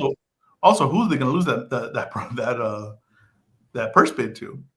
I mean, the other guys don't have Matchroom lose purse bids recently. No, I know that, but I'm saying the other one side doesn't have a TV deal. So I don't know who they're losing that purse bid to. That's what I'm saying. Even if I think the other side wins, it, there's probably a good chance the Matchroom still throws it. I mean, that's just not true. So yeah, I don't think they're going to lose that purse bid, but I'm just curious. Sometimes politics get in the way. Who do you think wins that fight? I think Murataya wins that fight. I think that the Cruz's style, I'm not sure. I think he's buying into like this power thing that I'm not sure is really there at the highest level, right? And I think that if he does a Murataya, I think he might get put to sleep. Matt, who are you picking? Murataya. I don't believe in Andy Cruz. We have Bandalorian saying he wouldn't be surprised if Murataya dropped the belt and went up. Any chance of him moving up? I don't think so. Nah. All right. Next here we have prospect Ben Whitaker signing with Eddie Hearn's Matchroom Boxing. Matt, you had a Facebook page based on UK boxing. Is he Britain's next big star? He's not good enough to be. So no, he's not good enough. And I think he's going to get really violated at 175. Whoa. If Eddie Hearn puts him in there with people. In the words of David Hay, it's going to be as one-sided as, well, I don't want to finish that sentence, but he's not good enough. He can't beat Benavidez. He can't beat Morrell. He can't beat Callum Smith. He can't beat Baturbiev. He can't beat Bivol. He can't beat Albert Ramirez. Well, y'all, we're not going to be talking about Anthony Yard after November 22nd. So that's the moot point. Who can he beat in that division? At this point of his career, how do you think they match him up? I think he's going to nurse him to a WBO title. Okay. I'm with you. I don't think he has the stuff. I don't think he has the stuff. I don't think he has the hit. But is he a selling point right now in UK boxing? Yes, people like him. So then you can main event him a few times, right? So financially it makes sense. I don't see the goods with him, but if they could get him a belt around his waist, then that's a pretty good job, to do that, because I don't see him, like you said. That is what you would call smoke and mirrors. That is smoke and mirrors. That's what you like, though. So you should like that. You should be happy about that. No, I don't like smoke and mirrors, but I call smoke and mirrors when it is smoke and mirrors. Yeah, well, like I said, that's where promotion does a good job. When they can smoke and mirrors a guy to a title like that, that's pretty good. What do you think, JB? Oh man, I'm just man, I don't really know what to make of all that. The thing with that Murataya joint, I don't think they're gonna have him drop the belt, and I don't think that fight is gonna be going through a purse bid. They might end up skipping it, just like how what you have Murtazaliev and Erickson Lubin. Like that didn't go anywhere. So I think they're gonna like at least move on for the time being, and then Muay Thai is gonna be fighting someone else. Really? Okay. Mm-hmm. All right. And then the last He'll be item right we back. have here. Oh, sorry, BZ. Did you, or whoever was talking? Do you have something else to say on this? No, I was saying I'll be right back. Gotta reconnect here real quick. All right. And then the last thing we have here was Ricky Hatton was laid to rest here, and want to know what are some of your favorite Ricky Hatton memories? It's only one Ricky Hatton. One Ricky Hatton. Mm-hmm. Walk them along, singing this song, walking in the Hatton Wonderland. Rest in peace, Ricky Hatton. That's my guy right there, man. That's my fucking guy right there. He made Costa Zoo quit. He made Costa Zoo quit, man. Shout out to Ricky Hatton. That Floyd fight was fucking hilarious. Floyd fight was fucking hilarious. Great fighter. Great personality. My favorite Ricky Hatton memory was when he made like a little snippet of a video of him in bondage with the little dominatrix ball in his mouth.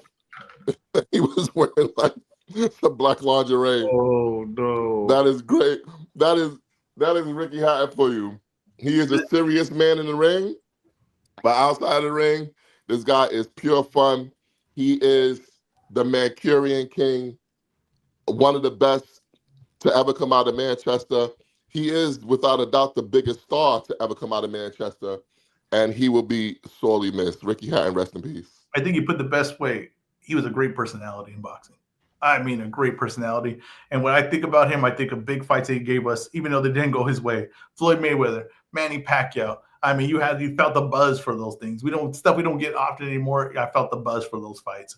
He was a personality, a great personality. We don't have a lot of great personalities more in boxing for some reason. I don't know why that is, but he was one. He was a great one. Always enjoyed the fight. Listen, you guys reach out to your friends. You know, you never know what somebody's going through. Just reach out and check in on somebody every now and again. 100%. JBZ, you got a favorite Ricky Hatton memory to add before we move on?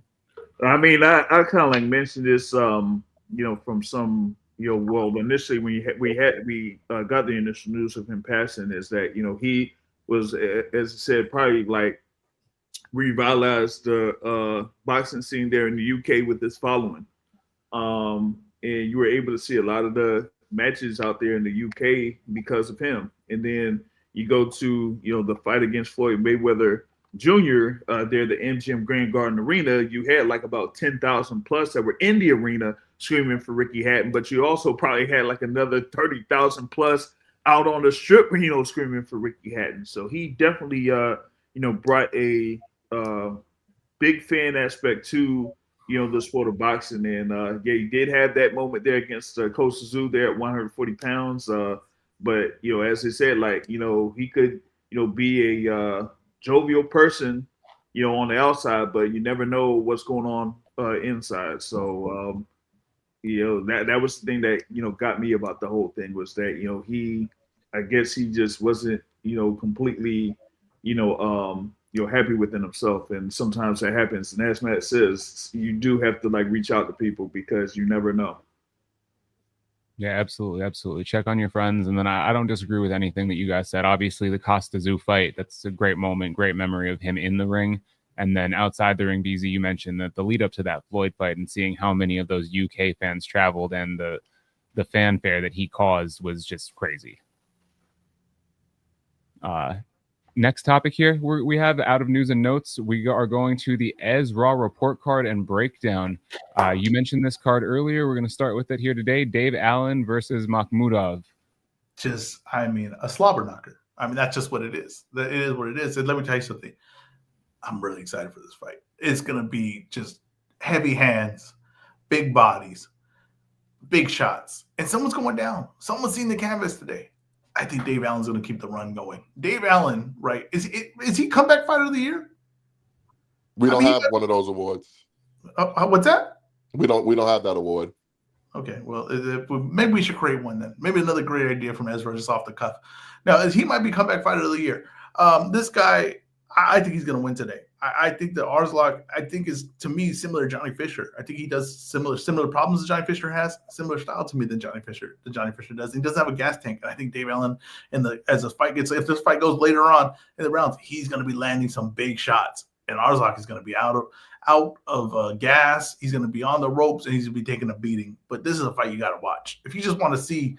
If you are a kind of guy like me that sometimes just watch street fights on Twitter and YouTube, you're gonna get a street fight in that ring. There's gonna be a street fight happening, and it's gonna be against a guy in Arzlak who looks like a creature out of 300. I mean, we got to be honest here, right? We have to let's be honest here. If you saw that guy come out of a cave, you'd be like, "What the hell?" Right? You'd be like, "What the hell did I just discover?" And he's fighting a guy, Dave Allen, who we thought was done, who people said this is over for this guy. And look at maybe Dave Allen wins this, maybe he goes to a Wilder fight. Like, you never know. It's a real possibility. I like that matchup. I think it's a fight to watch. The card, not great. You gotta be honest with you. You ever seen the movie Eddie? No. I don't When Whoopi Goldberg was the coach of the Knicks? Oh yeah. No, I never seen that. Mike Woodruff reminds me of Yvonne. Yvonne, take charge! Oh, that's a good shout out. I look at this. The card's not great, but this fight's so good. I'm gonna give it an A-. I gotta be honest with you. I love this fight. You couldn't tell me more on this fight. This card's better than Tim Tszyu versus Bakram. 100%. 100% excitement level. Oh, you better believe it. Matt, would this fight get an A- if we had boxing regularly? Probably not. Gotta be not. But we've been on such a cold being streak. graded on a curve right now. That's what you're It saying. might be graded on a curve. So this fight is what we call press box hot, Yes. or office hot. Yes. Yeah, small world theory. You know what I mean? Things are better looking when you're in a smaller world. Different scale. Matt, do you have anything to add on this card before we move on to tonight's event? This was the first fight on the list of fights that me and EzRaw pontificated on that we disagreed on. I'm taking Makhmudov. He's taking Dave Allen. So people, make sure we keep score. We're keeping score this year. We're keeping score this year. Me versus EzRaw, because I'm sick of his shit. We're keeping score. Yeah, we're gonna start. We're running the season from October to October. I'm gonna be raising my hands like Dave Allen. Two out of shape guys. Hold on. Before we're gonna get to the John and Usman Lima breakdown and report card here. You guys should make a bet on this. What do you want? You should bet like profile Abby's or something. Oh wow, put real stakes to it. Matt, you name your stakes. How about we don't have to figure it out now. Email your suggestions to brunchboxing@gmail.com. Sounds like he has an idea. Let's hear it. Matt, you got an idea?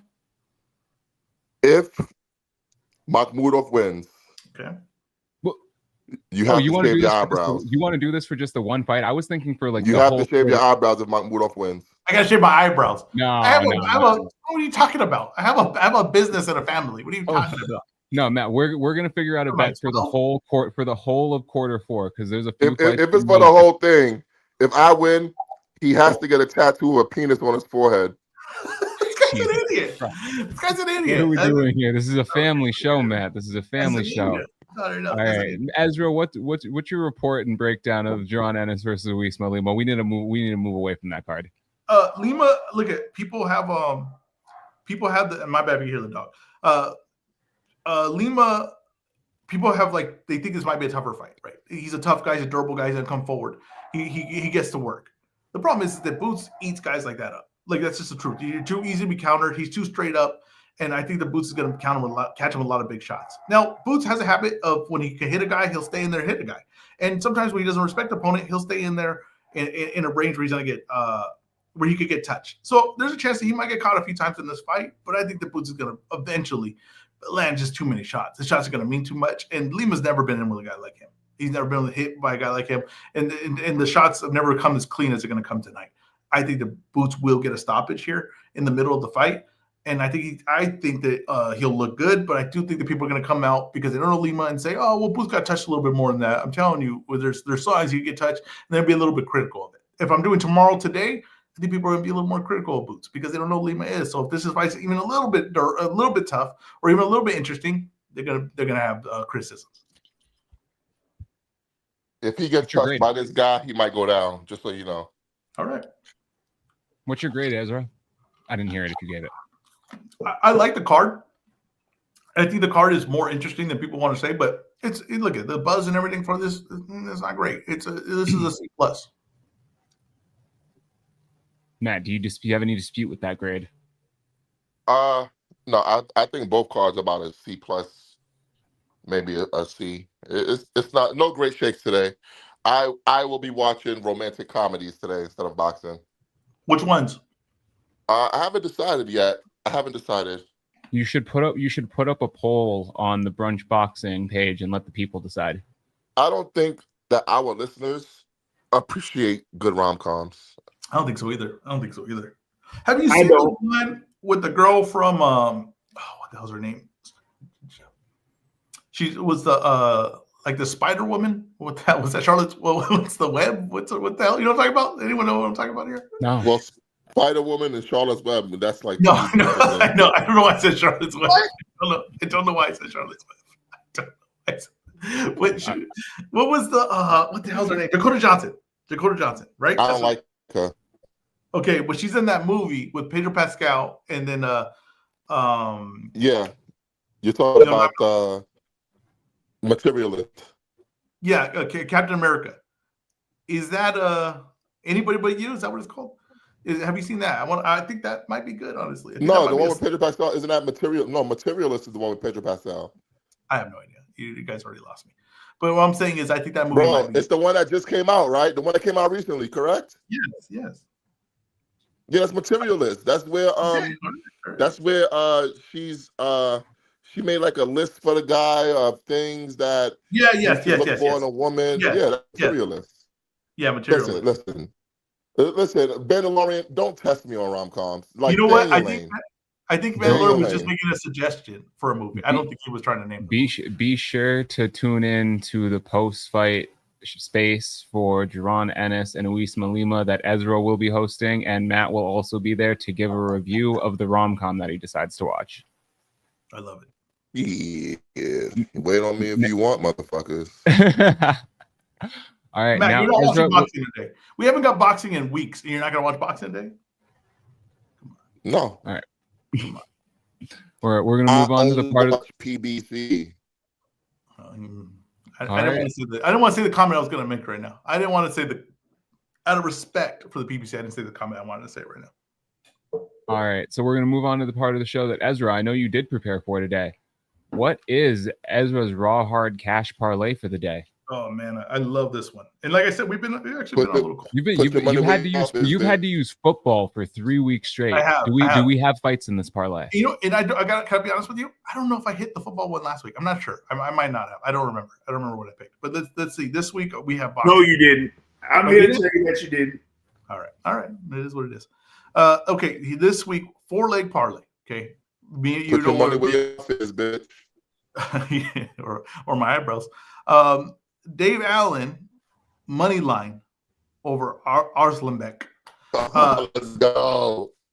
Tamir Smalls over money line over Jose Roman Vasquez. Now that fight's a little trickier than the odds are giving him because, you know, I think it's a little bit too wide in my opinion. But I think Tamir Smalls is someone to watch. I told Ty that if someone out of Philly, that's a guy to watch. Alexis Barrera, which I think is how you pronounce his name, versus Guido Villanello. They were saying I said you said Villanello. Yeah. Villanello.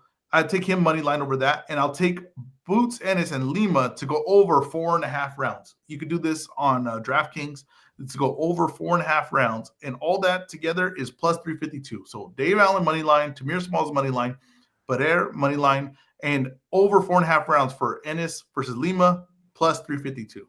I don't mind that. What's that? I said I don't mind that. I don't mind that. It's not bad. It's not bad. 4-leg parlay. Matt, I know you're picking opposite in that Allen fight. You got any bets for the people? Yeah. Why are we going over 4.5 rounds on that fight? Well, that's not the over-under. No, I know. Yeah, alternate. Yeah, it's alternate. You could do it on DraftKings. Yeah, well, that's not the over-under. And I'm going to be honest with you. The over-under, I believe, is 8.5. I believe it's 8.5, but he's using the alternate line. Oh, my God. But I'm going to worry about that because in that fight, total knockdowns, two Total or knockdown. more. Ooh. 2 or more. Oh I wow. think it's gonna be 2 or more knockdowns at minus 115. Okay. Hold on. 2 or more knockdowns is minus money? Yeah, that Yeah. makes sense, Matt. That's crazy. What do you mean? That's I don't know what the odds should be way greater for that. Well, talk to FanDuel. What the fuck you coming to me for? All right. You Anyway, talk to I meant to FanDuel. interrupt. Here's the thing. You said that. I thought this was going to be a straight bet. I didn't think this was a parlay. Oh no, this is a parlay because I'm taking my food off. I'm putting my money where my mouth is. I'm not like Ezra and taking on money line because I'm gonna tell you right now, if Mahmoudov wins, he's gonna knock this fat motherfucker out. Okay, so I'm taking Arslanbek Mahmoudov by knockout, which is plus wow. 120. Oh wow. Okay. Calling a shot. That's it. That's all we got for the people. Do we know what that totals to on Yeah, the what are you two-leg talking parlay? about? No, it didn't come up. What the hell? What is going on here? It didn't come up. What do you want me to do? Give me a second. Blame FanDuel. Don't blame me. I will get the. No, wait, hold up. FanDuel's being weird right now. Actually, exactly. The fuck you blaming me for? give me a second. Yeah, I got it. Loaded like me on Wednesday. Okay, so you're picking knockdowns in the Boots fight. Total knockdowns, 2 or more. And then Dave Allen and Arslan Mahmoudov. You picked. You're picking Mahmoudov by knockout, right? Correct. All right, give me a second. That parlay, 2-leg parlay, Ezra. His 2-leg parlay is plus 311. But you gotta get 2 knockdowns. This guy's asking for the world. I'll tell you right now. And you don't worry about that parlay. Don't worry, you won't have to wait for the 2 knockdowns because you'll be disappointed about in about a few hours when Arslan goes down from Dave Allen with big heavy shots, big bone crushing shots from the White Rhino. And shout out to Greg Hackett. Sprinkle a little something on Boots Ennis to be knocked down, but still to win. Oh, it's a good bet. I don't know. What I guess what is the fight that you guys? I'm just curious. What is, because I've been studying Lima, right? I prepare for the show. I know people don't think I do, but I do. What is the fight you're seeing that you're like, you know what, this guy might be too much for Boots? I'm just curious. What is the fight where you're like, he's going to be too much for Boots. I think Boots is going to win. Hey, when you drop someone, you might be a little bit too much. You know what I mean? You dropped him. What is the fight that people are seeing for this? Is it just him hitting the pads where I keep seeing people retweeting of him hitting the pads? Because I can show you some guys hitting the pads and you'd be like, this guy a world champion and he can't fight his way out of a paper bag. So I'm just curious, what is the fight that we're seeing that shows us this? Can't be the McKenna fight. So what fight are we seeing here that this is going to be some opponent that Boots is going to be life or death with? That's all I'm asking. Simple question. Before you answer that, Matt, to be knocked down and win, Jerron Boots Ennis, plus 1,100. Oh, you should just bet that. Sprinkle a little something on that. Sprinkle a little something on that. Gritty with a straight bet upset special. He's picking Fawaz over Junaid Boston. It's plus 200. I like that too, Grit. I like that too. He does have a 4-leg parlay here, including the Fawaz money line, Allen money line, Vianello money line, and Padley money line for plus 12. I don't like that, Allen. I don't like that. I will say this: the Vianello one, man. And I'm working on the name Vianello. That's a tough fight. That's a good matchup. Like that really is an interesting little matchup right there. Okay, so just let's say on that one that I don't. If you're picking Vianello, there's I see it. I see that pathway there. Easy. I'm not going to ask you for a parlay or a bet because I know you're not much of a gambler, but is there anything on today's schedule that you see as a potential upset for people to look at? Oh, man. The only one I would say that could be a potential upset, if anything, would be Roman winning. But outside of that, like I don't really see, much of anything happening here for what's coming up for today's schedule. And then it doesn't look like he put it together, but Bandalorian did also give us a 4-leg parlay. He put it in 4 comments though to, keep it separate. Padley decision. Allen Mudov not going the distance. Boots under 8.5 and Tamir Smalls by knockout. So if you want to enter that into your FanDuel, you can maybe see what the return is on that and whether or not it's worth it. Moving. Oh, any other thoughts on tonight's event? Betting suggestions for the people or how the fights are going to go? I know what the over under was for the Boots in Lima, but I'm going Boots in under 4.5.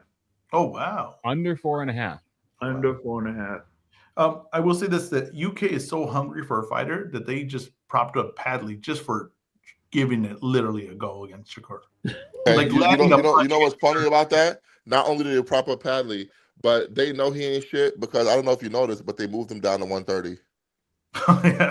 Yeah. They said there might be something here. You know what I mean? That's how hungry they are for something. All right, let's keep it going. All right. Next thing here we have is booking the territory, craziest boxing moments. So over this last week here, we saw Angel Fierro being disqualified after kicking an opponent, Abraham Cordero, in their bout. So on this, if you saw the video, it was entertaining. If not, look it up on Twitter. EzRaw, what are some of the craziest things you've seen in the boxing ring, in or out of competition? Well, if you have a crazy gym story, you can throw that in here too. The one I always talk about is I saw Crazy A in a sparring session fall out the ring on top of his head, get up, roll back in, and continue the sparring round. No break, no let's go check on him or anything like that. He literally fell out the ring on his head, rolled back in, and went straight to sparring and took numerous shots to the head, like numerous shots. We got to talk about boxing. You got the Van Man. You got Mike Tyson biting Evander's Holyfield's ear off, and that fight continuing. I don't think people realize that he bit it twice. It was one time the guy's like, "Hey, he bit my ear," and then they won again, and he tried to bite his ear again.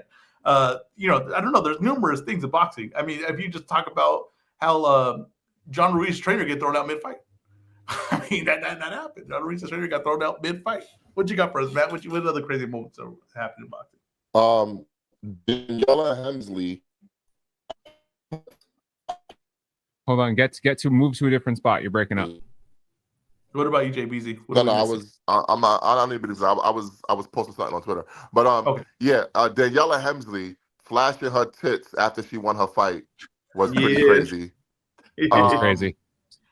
Another one, Adrian Broner humping Marcos Maidana during their fight, which I've never seen a man hump another man in the boxing ring before.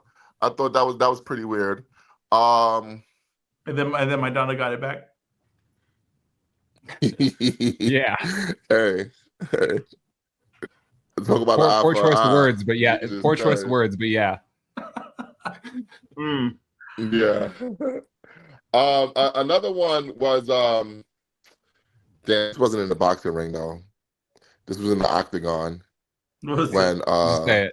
Honorable mention. When Khabib jumped the cage in the fight. Yeah. Oh yeah. That was fucking insane. When he jump kicked Dylan Dennis off the top of the cage, that was good. And then his team jumps in and beats Conor McGregor. In boxing, I don't know. Well, you guys probably didn't read it because nobody ever reads what I write. But and when I was doing my Ring Magazine series and the Ring Magazine scandal, there was a fight that ended in a brawl on live television. And Howard Cosell was scared for his fucking life. I'll repost the video. Y'all go back and watch it because the referee, the judges, they felt that he got cheated, so he started fighting everybody. He started fighting the opponent, fighting everybody at ringside. A big ass brawl broke out ringside. Harlem Hammer, the Harlem Hammer punching his opponent after the fight on ESPN2. Yeah, it made the rounds recently on Twitter. What about the Vanderlei Silva incident that just happened? Yeah, knocked out cold by a security guard. Or I don't know what that guy was, a manager. I think it was I can't remember who was fighting, but someone had said that it was his son. Freitas' son? Yeah. Oh, really? That's what someone had said in a space. I don't know if you guys remember. This is like one that kind of goes under the radar. But one time, Fernando Vargas, I think it was after he beat Raymond Joval. I believe that was that. He was doing a post-fight interview in the ring, and then they go to the thing, and they're like, it's like his team, and they're like going after this guy. And he goes, "Nah, my guys ain't fighting. They're keeping the peace."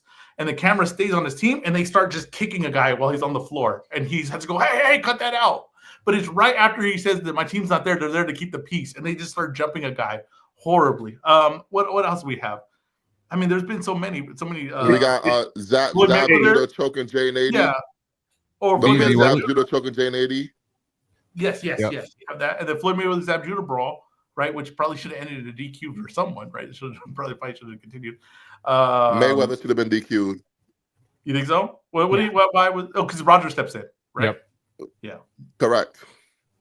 And honestly, one of the crazy things I've seen in the boxing ring, Tank take a knee. Yeah. Tank took a knee against Lamar Roach for hair grease. Called his on timeout, and then Calvin Ford came up and wiped his face. Yeah. Did you have one that you were going to add that we hadn't said yet? I got 3. Two were in the ring. One was outside the ring. All right. The one that was outside the ring involved the brawl that happened with Larry Holmes and Trevor Burbitt. Okay. Kicked me. He hit me. And then Larry Holmes jumping off a freaking car to give him Yeah. Oh man, that's one. Number 2, this is in the ring. What was it? The Bo versus Galata rematch where Galata just punching, and then they had the whole brawl that was going on in the ring afterward. And like what should we call it? Like Brock Newman was kind of scared for his life too with that. So that's 2. And then the other one, was here in this area when Jose was kind of gooey, got disqualified against Andre Durrell, and Leon Lawson stepped in the ring and gave him a 2-piece. Good job, Unc. And then the Fan Man. We didn't even talk about the Fan Man. Yeah, you did. You brought it up right away. Oh, okay, my bad. My memory shot. Yeah, no, there's so much crazy stuff happening. How about what about Margarito having loaded gloves before the fights, before the Shane Mosley fight? Yeah, but we ain't see it. But there still was there was a whole thing where this guy had loaded gloves. There was a whole. But we didn't see it. We didn't see it. Gotta be stuff we saw. Gotcha. Like that time Wanma accused the referee of gambling. Yeah. Oh man! If you want to see crazy stuff, just watch a regular fight night in the Dominican Republic. They're always beating up the referees. I was trying to think of some of those Schwan boxing moments that have happened recently because there's been a couple of them. They're always beating up the referees out there. The referee, listen, it's not safe to referee in the Dominican Republic. You know what? I'm surprised that Brother Matt didn't count this as a crazy boxing moment. Jack Reese's count on Tyson Fury. Mm-hmm. Come on, man. Come on. No, so what are you trying to do? I joined the show. I'm trying to have a good morning today. Hey, Huey, we about to have to play that sound for JBZ. Oh, no. Oh, no. Add him to the block party. Add him to the block party, Huey. You is dumb as hell. You block, man.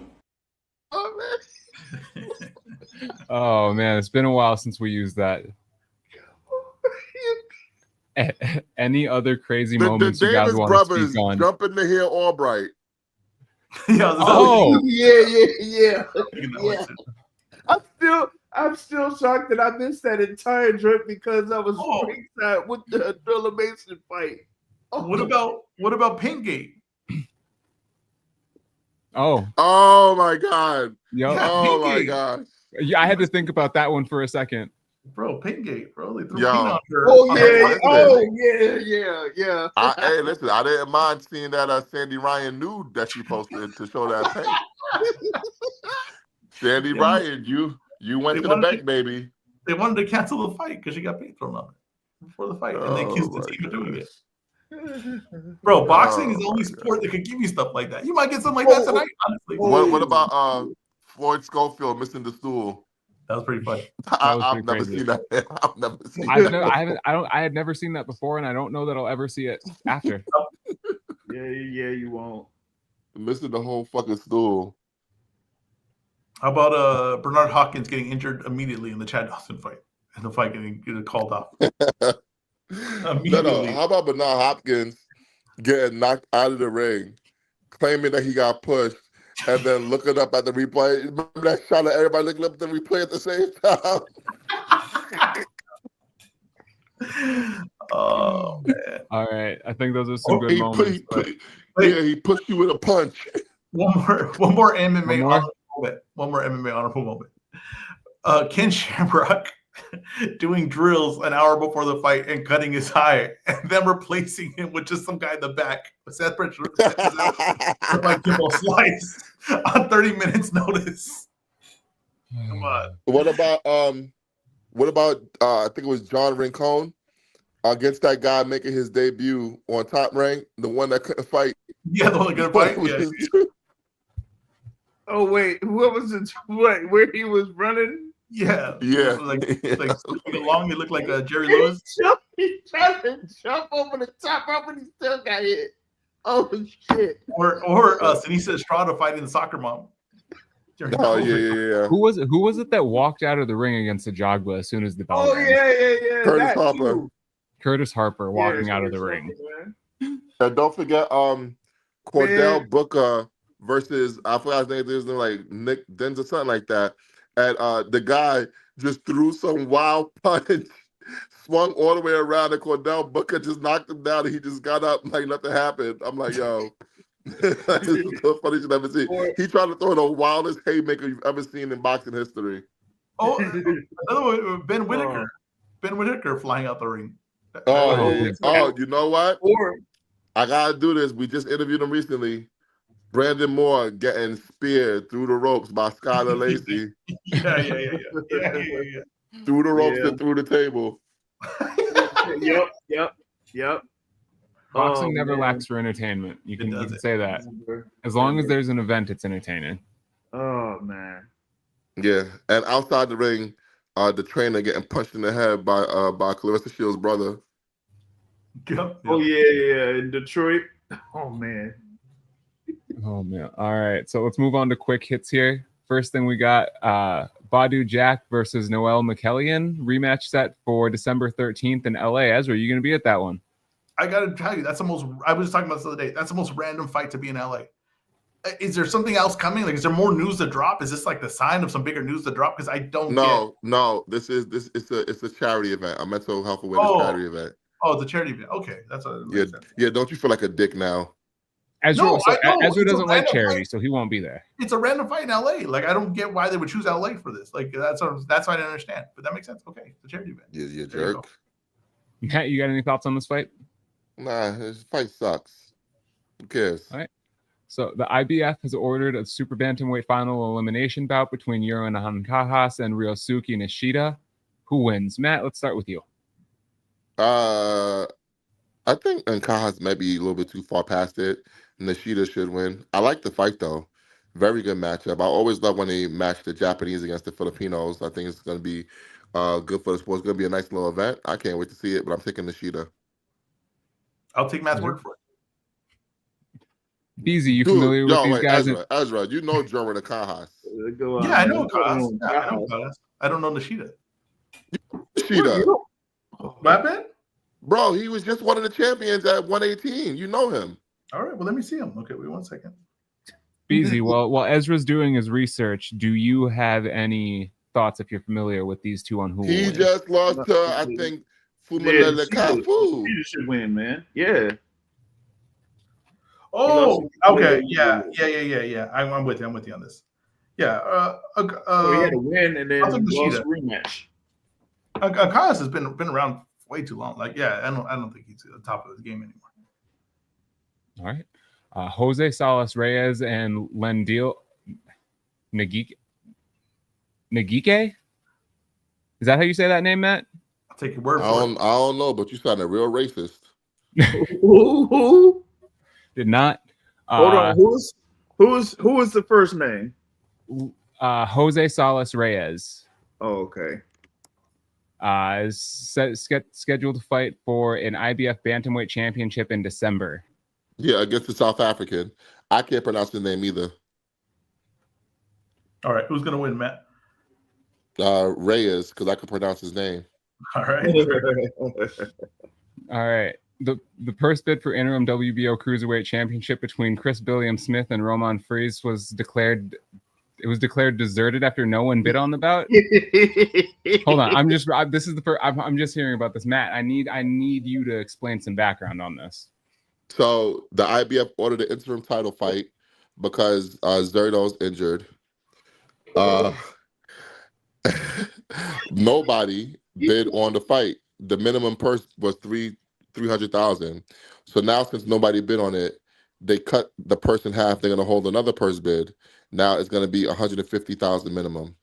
If they could get down to $20,000, me and EzRaw have decided. Yeah, I was gonna say EzRaw has a bid. EzRaw has a bid waiting to go. Yeah. Goodness gracious, right? So Brunch Boxing showing its first event. That was exactly my thought. Sometimes I wonder, I expect, why does this happen more? But that's pretty crazy. That's pretty crazy. And so if they can't get a bid for this, right? Do they cut it in half again? Yeah. Is there a chance we get to 70,000? Yeah. Oh well. So, but here's the thing. What's going on with Boxer? Because Chris Billiam Smith is promoter. How you don't bid on your own fighter's fight? Because they're not going to say that's not fight's not worth 300,000. That's why that's how they don't bid on that. Insane. Fight. And I would leave. Yeah. To where no one's bidding on you. I would leave. I'll fight Jake Paul. All right. And then the last thing we have here on the rundown, Arturo Gatti Jr. passing away. Matt, do you have any thoughts or anything you want to say on this? Rest in peace to the young man. Condolences to his mother, Amanda Rodriguez, and his entire group of friends and family. It's very sad, very tragic. That's all I have to say for now. I don't like the way this story is being covered, to be honest with you. But I'm gonna hold off on that for now. Yeah, well, it just sucks to see anyone that young, go the route that this went. That's horrible news, and like we were saying earlier, you just never know what people are going through. You never know where their mental state is at, and that's just sad news. That's really what all I could take from that. Just a person so young in their life is, leaving this world that early is it's always sad news. Yeah, absolutely. That was the end of what we have here for the rundown. We want to turn it over if there's any questions from the listeners. We can answer some of those questions. Otherwise, Matt and EzRaw, you have anything else you want to close the show with? Yeah, EzRaw, Terry McLaurin is out again this week. Who do you want to replace him in your fantasy lineup, since you obviously did not set the lineup this week? I did set the lineup. I don't know if you noticed, our tight end changed. Yeah. So that did set the lineup. So we're I probably checked gonna have to use Ertz. Yeah, I usually check it Sunday morning when for the second. I set it usually Wednesday and then Sunday. So you know what? I'll leave it alone and I'll let you make the decision. We got Sean Tucker, Malik Washington, Dontarius Wicks, Jack Besh, somebody, Shamir Dyke or DK. I call him Dyke. Shamiri DK. Zach Ertz. Wow. And then we have Davis Allen. Family show. Yeah, I'm not liking our options. I got to be honest with you. Do you get points for kick return yards in that league? Dude, you're in the league. You tell us, Commissioner. Oh no, you don't. The fuck you asking me for? You the commissioner. The fuck? All right. Doesn't look like we have any questions from the listeners. EzRaw, tell the people what you have coming for them this week. Nothing. You know what? Okay, listen. I've got to check. But to be honest with you, I got to provide something. We got a middle spot of this week. It's just nothing happens in the week. There's a spot there to provide some kind of content. I gotta step up. I gotta provide something. Right now, I do like the brunch snack. I do like that, like a little brunch snack. I enjoy doing that, but it needs something. We need something. I don't know, Matt, if we need to start doing like a midweek show real quick, 30 minutes, an hour. I don't know, but we need something. Bro, are we having a case of deja vu? Didn't we just talk about this last week? And you said that we were going to collaborate with the Boxing Source on the midweek report. Yeah, and no one sent a reminder to me. No one been like, hey, can we get this going? Now, I'm willing to do that this week. Can we collaborate with the Boxing Source this week? All right. What date? Let's lock it in. Let's lock it in. Wednesday is the midweek report. Well, hold on. Jay Beasy, before we move on, as the guest of the show, tell the people where they can find your work, where they can find you, and what you have coming for the people this week. All right. You go on the Boxing Source YouTube channel, or we got Rumble as well. We do have the interview up there with Richard Comey, of course, with giving his news about the fight card that was coming up for next Saturday at the Barclays Center. So he did have news about that. Got the boxingsource.net.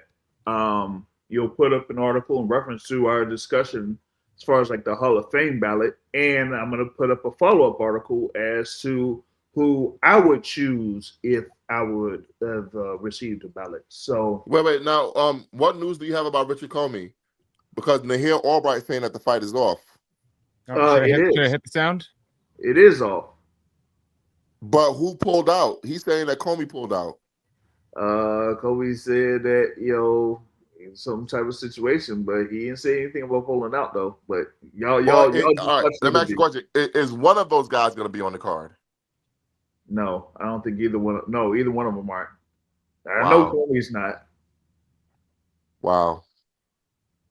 But that whole thing, like if you see the flyers that they're putting out for the fight card, neither fighter is on it. So is he under contract with Saddam Ali? No, I don't think he's on the contract with Saddam Ali. He's just had a fight, working with Saddam Ali, but not necessarily under contract. No. I wonder what happened. You know what? I've spent too much time thinking about Richard Comey. I apologize. I apologize. It's just weird. Because first H2O claims that the deal wasn't done, but he was announced as the co-feature. He getting upset at me because I posted a motherfucker. Talk to Danny Garcia, and your name was announced as the fucking co-feature at the fucking press conference and in the press release. And then he got replaced from Nahir Albright. He said, I was never replaced. It wasn't done. Now Nahir Albright's not fighting. Now Comey's not fighting either. The fuck is going on with that card? Well, I don't know. We'll find out next Saturday. Not me. I didn't bother. There. So you're not gonna go, Matt? No. It's a shit show. Listen, I live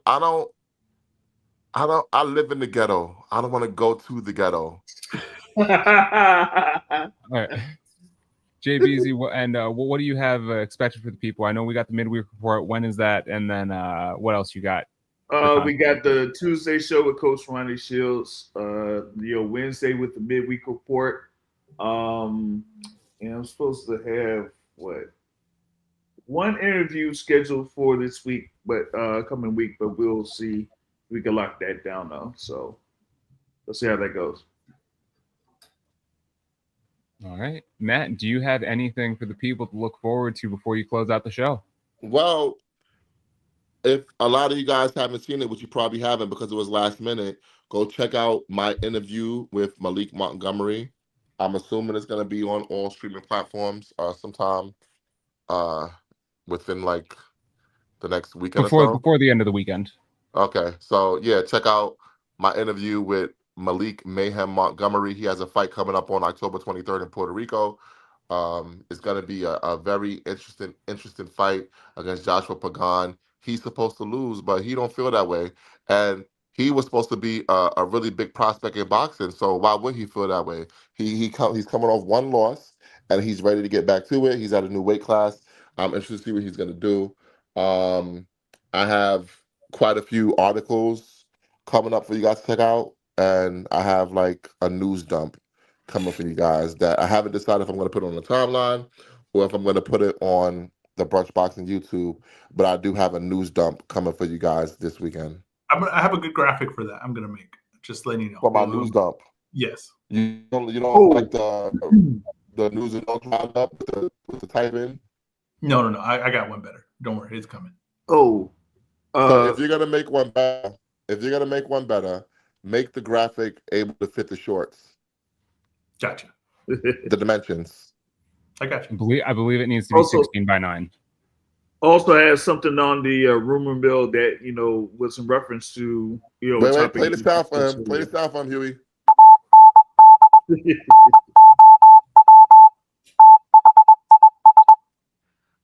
No, I'm not doing a Harlem Shake, but yeah, this kind of like goes to what was discussed earlier on the show, as far as like Emmanuel Dappy during Pacquiao and Rolando Rolly Romero, but that looks like it could be part of a mega event. They're scheduled for January that will involve another world title fight. So just check out the site. Let's go. And you'll see what that's all about. Let's go. PBC is back, baby, despite Ezra's negativity. All right, Matt. Just some honesty. Close out the show. All right, man. Well, listen, I appreciate all our Brunch Boxing listeners, our subscribers, anyone that supports the platform.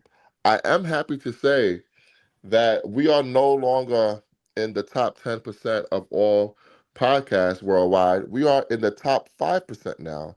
So we have moved up. So the people are supporting the platform. Keep sharing, keep liking, keep listening. Let's keep that listen score going up. I appreciate it. As always, you guys can support the platform first by subscribing to the YouTube. Follow us on all streaming platforms. Follow us on all social media platforms because we have a lot of good stuff out there for you guys.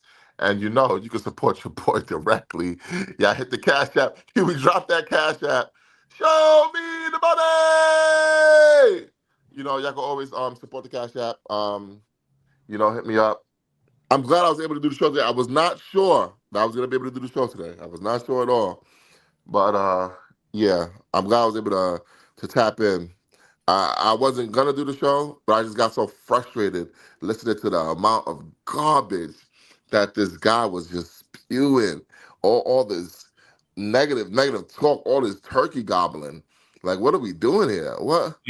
Are you saying it's not Thanksgiving yet, Matt? Yeah, it's not.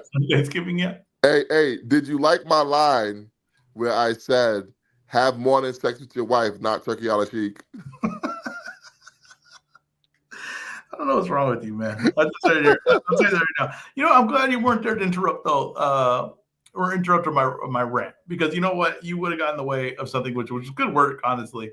Wouldn't be surprised if we get nominated for something for that rant. Wouldn't be surprised if, there's a lot of buzz comes from that rant. It's, it's definitely clippable. It's definitely going to be clipped by a few people, and they're going to be talking about it. I will say that. Yeah, no doubt. But yeah, we got a lot of good stuff coming up down the pike. Like as I said, he got some stuff for you guys. I got some stuff coming for you guys. Yeah, that's about it, man. But this has been another edition of Brunch Boxing. He is our super producer, Huey P. He is our COO, the Mexican Al Heyman Mike. Shout out to the Boxing Associate BZ. He is the voice of Brunch Boxing, our host, EzRaw Boxing. I am Matt, and we are Brunch Boxing, and we are out.